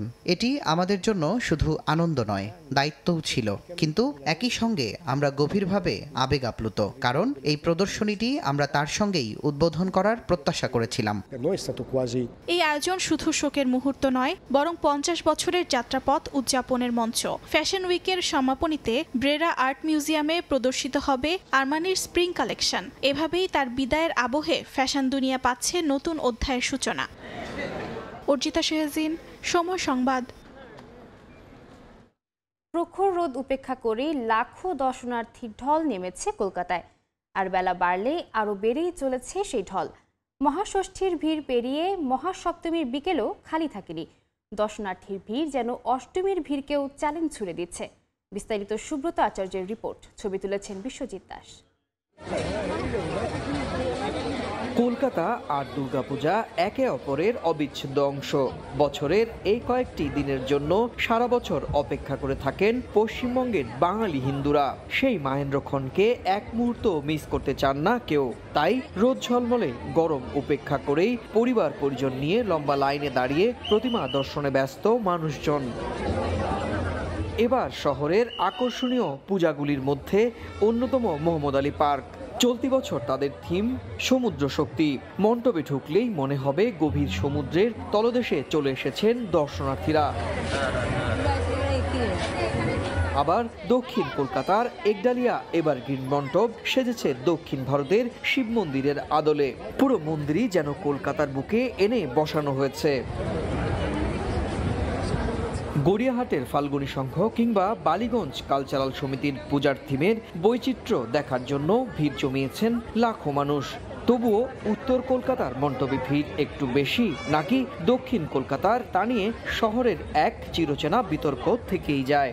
দুদিকেই ঠাকুর, আমরা কলকাতার হয়ে উত্তর দক্ষিণ আলাদা করলে চলবে না। থিম পুজো এখন অনেক বেশি হচ্ছে। আগেকার দিনে যেরকম সাবেকি একটা আনা ছিল সেটা হারিয়ে যাচ্ছে। অনেক দুঃখ কষ্টের মধ্যে মানুষ শুধু মনে হয় এই আনন্দটুকু পাওয়ার জন্যই সারা বছর অপেক্ষা করে। এবং বাঙালি হিসাবে তো গর্বিত এই উৎসবের জন্য। মহাসন্ধিক্ষণটাকে ধরে নেওয়া হয় যে দুর্গাদেবীর সব থেকে মহান ব্রত করার জন্য, এবং সেটাকে আমরা চিরজীবন পরপর জেনারেশন ওয়াইজ হিন্দু শাস্ত্র মতে আমরা এটাকে পুজো হিসেবে ধরে আসছি। ভিড় সামলাতে কলকাতা পুলিশ তৈরি করেছে একাধিক স্তরের নিরাপত্তা বলয়। একই সঙ্গে উৎসব বান্ধব করা হয়েছে ট্রাফিক ব্যবস্থাও। প্রতিদিনের ভিড়ই আগের দিনের রেকর্ড ভেঙে ফেলেছে। তাই পুলিশের জন্য সবচেয়ে বড় চ্যালেঞ্জ দর্শনার্থীদের নিরাপত্তা নিশ্চিত করা, আবার গাড়ির গতিও বজায় রাখা। এভাবেই বেলা বাড়ার সঙ্গে সঙ্গে ভিড়ের ঘনত্ব বেড়েছে। আর মহাসপ্তমীর সন্ধ্যের আগের ছবিটা দেখে সত্যি অবাক লাগছিল যে এটি আদৌ মহাসপ্তমী না মহা অষ্টমীর বিকেল। দক্ষিণ কলকাতার একডালিয়া এভারগ্রিন ক্লাবের সামনে থেকে সুব্রত আচার্য, সময় সংবাদ। সবকিছু ঠিক থাকলে বিসিবি নির্বাচনে বিনা প্রতিদ্বন্দ্বিতায় পরিচালক নির্বাচিত হতে পারেন বোর্ডের বর্তমান সভাপতি আমিনুল ইসলাম বুলবুল ও সিনিয়র সহসভাপতি নাজমুল আবেদীন ফাহিম। ঢাকা বিভাগের জামালপুর জেলা ক্রীড়া সংস্থার আরেক প্রার্থী আব্দুল্লাহ আল ফুয়াদ রেদওয়ানের মনোনয়ন বাতিল ঘোষণা করায় পরিচালক হওয়ার পথে কোনো বাধা নেই তাদের, যদিও এই নিয়ে চ্যালেঞ্জ জানিয়েছেন ফুয়াদ। কাল আপিল গ্রহণ ও শুনানি শেষে নিষ্পত্তি হবে বিষয়টি। জমাকৃত ৫১ মনোনয়নপত্রের মধ্যে ৪৮টিকে বৈধ বলছেন রিটার্নিং কর্মকর্তা। কদিন আগেই মোহাম্মদ আশরাফুলকে সরিয়ে ঢাকা বিভাগীয় ক্রীড়া সংস্থার অ্যাডহক কমিটিতে আমিনুল ইসলাম বুলবুল আর জেলা ক্রীড়া সংস্থায় সাথীরা জাকির জেসির পরিবর্তে নাজমুল আবেদীন ফাহিমকে যুক্ত করে জাতীয় ক্রীড়া পরিষদ। ক্রিকেট বোর্ড নির্বাচনে এই দুই হেভিওয়েট প্রার্থীর পাশাপাশি ঢাকা বিভাগ থেকে মনোনয়নপত্র জমা পড়ে আরও একটি। জামালপুর জেলা ক্রীড়া সংস্থা থেকে পরিচালক পদে লড়াইয়ে নাম লেখান আব্দুল্লাহ আল ফুয়াদ রেদওয়ান, কিন্তু বাছাই শেষে জানানো হয় বাতিল হয়েছে তার মনোনয়নপত্র। ৪৮টি মনোনয়নপত্র বৈধ বলে পেয়েছি। ঢাকা বিভাগের একটি মনোনয়নপত্র বাতিল হয়েছে, সেটা হচ্ছে জামালপুর ক্রীড়া সংস্থা এস.এম. আব্দুল্লাহ আল ফুয়াদ রেদওয়ান। সমর্থনকারী কাউন্সিলর যিনি ওনাকে সমর্থন করেছেন তার ফর্মে যে প্রদত্ত স্বাক্ষর, মানে কাউন্সিলরশিপের যে প্রদত্ত স্বাক্ষর, তার সাথে মনোনয়ন ফর্মে যে স্বাক্ষর করেছেন সেটা সম্পূর্ণ অমিল পাওয়া গেছে। সেক্ষেত্রে বিসিবির বর্তমান সভাপতি বুলবুল ও সিনিয়র সহসভাপতি ফাহিমের জন্য রাস্তা পরিষ্কার। ঢাকা বিভাগ থেকে বরাদ্দ 2টি পরিচালক পদ, তাই তাদের প্রতিদ্বন্দ্বিতা ছাড়াই নির্বাচিত হওয়াটা কেবল সময়ের ব্যাপার। যদিও হাল ছাড়তে নারাজ ফুয়াদ রেদওয়ান, মনোনয়নপত্র বাতিলের খবর শুনেই বোর্ডে ছুটে যান তিনি। দাবি, নমিনেশন পেপারে তার পক্ষের সমর্থকের স্বাক্ষরের বিষয়ে উদ্দেশ্য প্রণোদিতভাবে জটিলতা তৈরি করা হয়েছে। আমি এখানে ষড়যন্ত্রের গন্ধ পাচ্ছি। ওনারা বলছেন সমর্থনকারী স্বাক্ষর ফর্মের স্বাক্ষরের সাথে মিল নেই, কিন্তু ওনারা আমাদেরকে কোনো আচরণবিধি দেন নাই। আচরণবিধিতে পরিষ্কার উল্লেখ থাকতে হবে প্রস্তাবকারীকে, সমর্থনকারীকে তার ফর্মের স্বাক্ষরের সঙ্গে মিল রেখে স্বাক্ষর করতে হবে। মাসুদ রানা মুন্সিগঞ্জ জেলা ক্রীড়া কাউন্সিল আমাকে সমর্থন করেছেন। ওনার জাতীয় পরিচয়পত্রের স্বাক্ষরের সাথে আমার ফর্মের হুবহু স্বাক্ষর মিল রয়েছে, উপরে তার কোনো স্বাক্ষর থাকতে পারে না। এখন সমর্থনকারী এসে বলে যে স্বাক্ষর ঠিক আছে আমার, তাহলে আপনার মনোনয়নপত্রটি বৈধ হিসেবে বিবেচিত হবে। 25 পরিচালক পদের জন্য 60টি মনোনয়নপত্র বিক্রি হলেও জমা পড়ে 51টি। এর মধ্য থেকে ফুয়াদ রেদওয়ান ছাড়াও চাঁদপুর জেলা ক্রীড়া সংস্থার শওকত হোসেন ও রাজশাহী বিভাগীয় ক্রীড়া সংস্থার হাসিবুল আলমের মনোনয়নপত্র বাতিল ঘোষণা করা হয়েছে। প্রার্থীদের চূড়ান্ত তালিকা প্রকাশ করা হবে 1 অক্টোবর।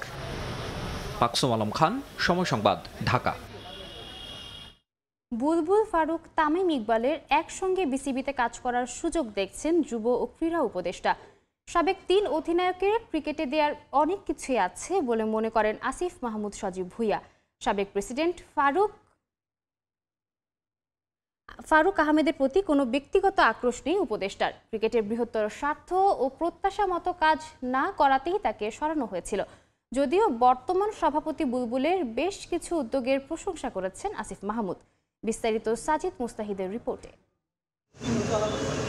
ক্রিকেট বোর্ড থেকে ফারুক আহমেদের বিদায়টা হয়েছিল বিব্রতকর, জমেছিল অভিযোগের পাহাড়। অনাস্থা জানান বোর্ড পরিচালকরা। ক্রীড়া পরিষদ প্রত্যাহার করে নেয় মনোনয়ন। কদিন আগেও বিসিবিতে ফারুক আহমেদের আবার ফেরাটা ছিল অনেকটা অলীক স্বপ্নের মতো, কিন্তু দেশের ক্রিকেটে শেষ বলে কিছুই নেই। আসন্ন বিসিবি নির্বাচনের দৃশ্যপটে হঠাৎ করে আবির্ভাব সাবেক সভাপতির। ক্রীড়া উপদেষ্টার সবুজ সংকেত পেয়ে নেমেছেন নির্বাচনের মাঠে। ক্রিকেট পাড়ায় জোর গুঞ্জন, ভোট যুদ্ধ উতরে ক্লাব ক্যাটাগরি থেকে পরিচালক হবেন ফারুক আহমেদ। আগে থেকেই মাঠে আছেন 2 হেভিওয়েট বুলবুল তামিম। পরবর্তী বোর্ডে দেখা যেতে পারে এই 3 জনকেই, যে বিষয়টাকে ইতিবাচক হিসেবে দেখছেন ক্রীড়া উপদেষ্টা। আমি মনে করি যে ক্রিকেট বোর্ডটা প্রফেশনালি রান করা উচিত, এখানে আবেগ বা পার্সোনাল দিয়ে চিন্তা করা উচিত না। ফারুক ভাইও কিছু ক্ষেত্রে খুবই ভালো, ওনার আছে। তো সবার তো ভালো খারাপের দিক আছে। যেমন তামিম ভাই কোনো একটা দিকে হয়তো ভালো করবেন, বুলবুল ভাই আবার অন্য কোনো একটা দিকে ভালো করবেন, ফারুক ভাই আবার অন্য কোনো একটা দিকে তার ভালো আছে। তো সবার ওই সক্ষমতা বা ওই অভিজ্ঞতা থেকে ওই পরামর্শগুলো আমাদের কাজে লাগানো উচিত বলে আমার জায়গা থেকে আমি মনে করি। অনেকেই মনে করেন ব্যক্তিগত আক্রোশ থেকে ফারুক আহমেদকে বিসিবি থেকে সরিয়েছেন উপদেষ্টা। সে বিষয়টাও স্পষ্ট করেছেন আসিফ মাহমুদ। ফারুক ভাইকে যখন প্রেসিডেন্ট করা হয় তখনও আমার মনে পড়ে যে আমি ইভেন প্লেয়ারদের থেকেও আমি মতামত নিয়েছিলাম, পরামর্শ নিয়েছিলাম যে কেমন হয়। আমি তাদের সামনে অপশনস রেখেছিলাম যে এই 4-5 জন আছে আমার আপনারা বলেন। ইভেন তামিম ভাইকে আমি জিজ্ঞেস করছিলাম, তামিম ভাই তখন ফারুক ভাইয়ের কথাই বলেছিলেন। ফারুক ভাইয়ের ক্রীড়া পরিষদের ডিরেক্টর হিসেবে যে নমিনেশনটা, এটা একটা পুনর্মূল্যায়ন আমরা করেছি যে আমরা কতটুকু কাজ করতে পারলাম না পারলাম। তার জায়গা থেকে এটা খুব প্রফেশনালি দেখা উচিত। এটা খুব পার্সোনাল কিছু না যে ফারুক ভাইয়ের সাথে আমার কোনো পার্সোনাল প্রবলেম বা এটা একটা প্রফেশনাল পরিবর্তন। সভাপতির দায়িত্ব নেয়ার 4 মাস পূরণ হয়েছে আমিনুল ইসলাম বুলবুলের। এরই মধ্যে তার নানা উদ্যোগ ক্রিকেট মহলে কুড়িয়েছে প্রশংসা। ক্রিকেট কূটনীতিতেও দেখিয়েছেন মুনশিয়ানা। বর্তমান প্রেসিডেন্টের কাজে সন্তুষ্ট যুব ও ক্রীড়া উপদেষ্টা। উনি ক্রিকেটটাকে ভালো কোনো একটা জায়গায় নিয়ে যেতে পারবেন যদি উনি আরো সুযোগ পান।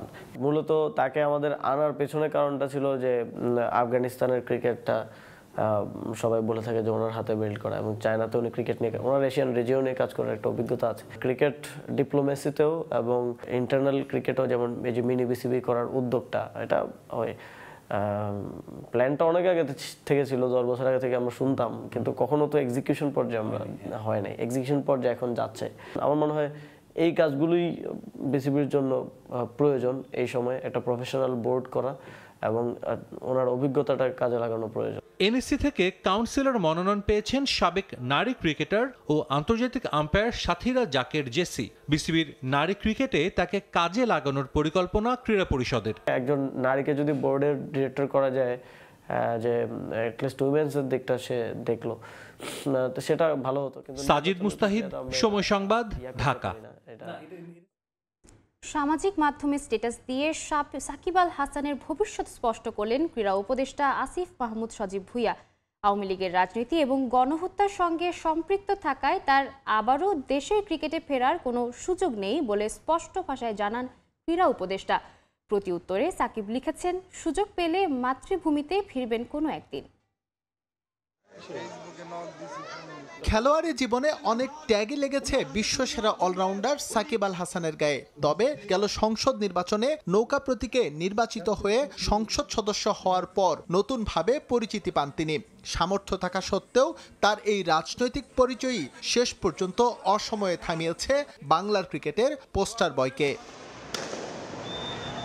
সরাসরি সম্পৃক্ত না থাকলেও ২৪ জুলাই আন্দোলনে ছাত্র ও সাধারণ মানুষের উপর গণহত্যা চালানোর দায় অস্বীকার করতে পারেন না সাকিব তার রাজনৈতিক অবস্থানের জন্য। এ বিষয়ে সামাজিক মাধ্যমে গেল বছর অনুতাপ প্রকাশ করলেও ২৮ সেপ্টেম্বর শেখ হাসিনার জন্মদিনে নিজের ফেসবুক পেজে শুভেচ্ছা জানান। ব্যাস, এরপরই সাকিবের বলে একেবারে সোজা বাউন্ডারি হাঁকান ক্রীড়া উপদেষ্টা আসিফ মাহমুদ সজীব ভুঁইয়া। টেস্ট ও টি-20 থেকে অবসর নেওয়া সাকিব আল হাসানের ইচ্ছে ছিল ঘরের মাঠে ওয়ানডে ক্রিকেটকে বিদায় জানানো। গেল এক বছরে বাংলাদেশ কয়েকটি হোম সিরিজ খেললেও বোর্ড বিবেচনায় রাখেনি তাকে। এ নিয়ে বিভিন্ন সময় অস্পষ্ট বার্তা দিয়েছেন বিসিবি কর্তারা। তবে কেন বিগত এক বছর জাতীয় দলের জন্য বিবেচনায় রাখা হয়নি সাকিবকে, তা এক স্ট্যাটাসেই স্পষ্ট করে দেন ক্রীড়া উপদেষ্টা।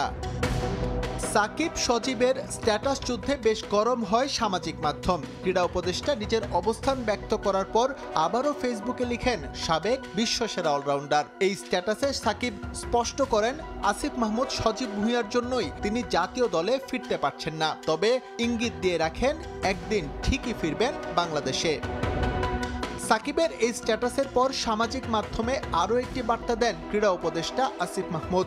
সেখানে একটি ইঙ্গিতপূর্ণ বাক্য লিখেন তিনি, যা মূলত ছিল সাকিবকে উদ্দেশ্য করেই। শুধু তাই নয়, এবার বেশ স্পষ্ট অবস্থান ব্যক্ত করেন যুব ও ক্রীড়া উপদেষ্টা দেশের হয়ে তার প্রতিনিধিত্ব করার বিষয়ে।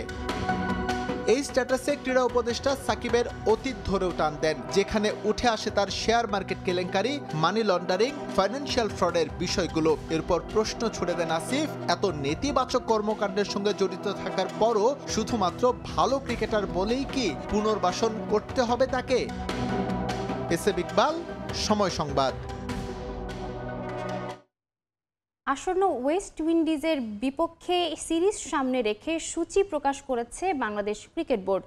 3টি করে ওয়ানডে ও টি-20 সিরিজ খেলতে 15 অক্টোবর বাংলাদেশ সফরে আসবে উইন্ডিজরা।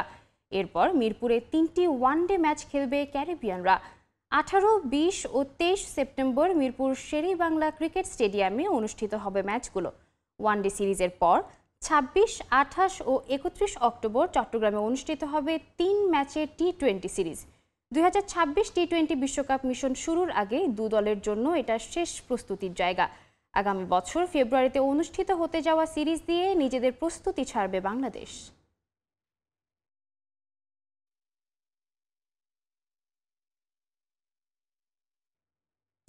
আন্তর্জাতিক ক্রিকেটকে বিদায় জানিয়ে দিলেন ক্রিস ওকস। সামাজিক যোগাযোগ মাধ্যমে দেওয়া পোস্টে নিজের অবসরের ঘোষণা দেন ইংল্যান্ডকে লম্বা সময় সার্ভিস দেওয়া এই পেসার। মূলত কাঁধের চোটের কারণে আসন্ন অ্যাশেজ থেকে ছিটকে যান ওকস। এরপর ইংল্যান্ড দলের ব্যবস্থাপনা পরিচালক রব কি জানিয়ে দেন, ফিটনেস এবং পারফরমেন্স বিবেচনায় ইংল্যান্ডের ভবিষ্যৎ পরিকল্পনায় আর থাকছেন না ওকস। এরপরই আন্তর্জাতিক ক্রিকেট ছাড়ার সিদ্ধান্ত নেয় তিনি। বিদায় বেলায় সামাজিক যোগাযোগ মাধ্যমে দেওয়া পোস্টে ওকস জানান, ইংল্যান্ডের হয়ে খেলার তার যে স্বপ্ন ছিল সেটা পূরণ হওয়ায় তিনি নিজেকে ভাগ্যবান মনে করছেন। অবসরের জন্য এটাই সঠিক সময় বলে মনে করছেন ওকস।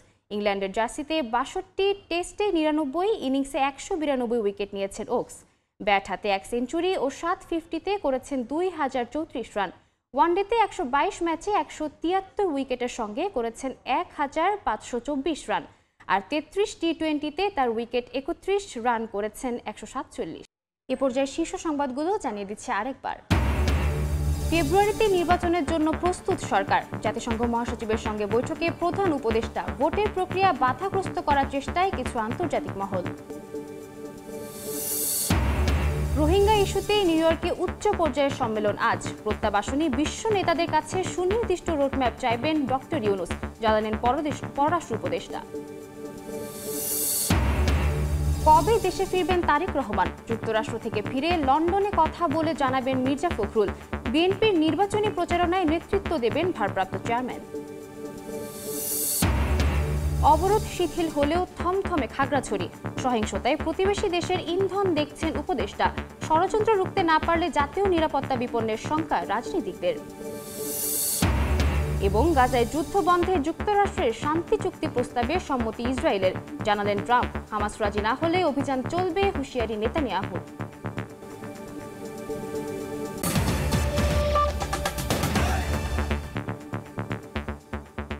এ ছিল ভোরের সময়। সকালের সময় সঙ্গে থাকবেন মিসবাহুল আলিফ। ধন্যবাদ তাসনিম। সকালের সময় নিয়ে ফিরছি কিছুক্ষণ পর, সঙ্গেই থাকুন সময়ের।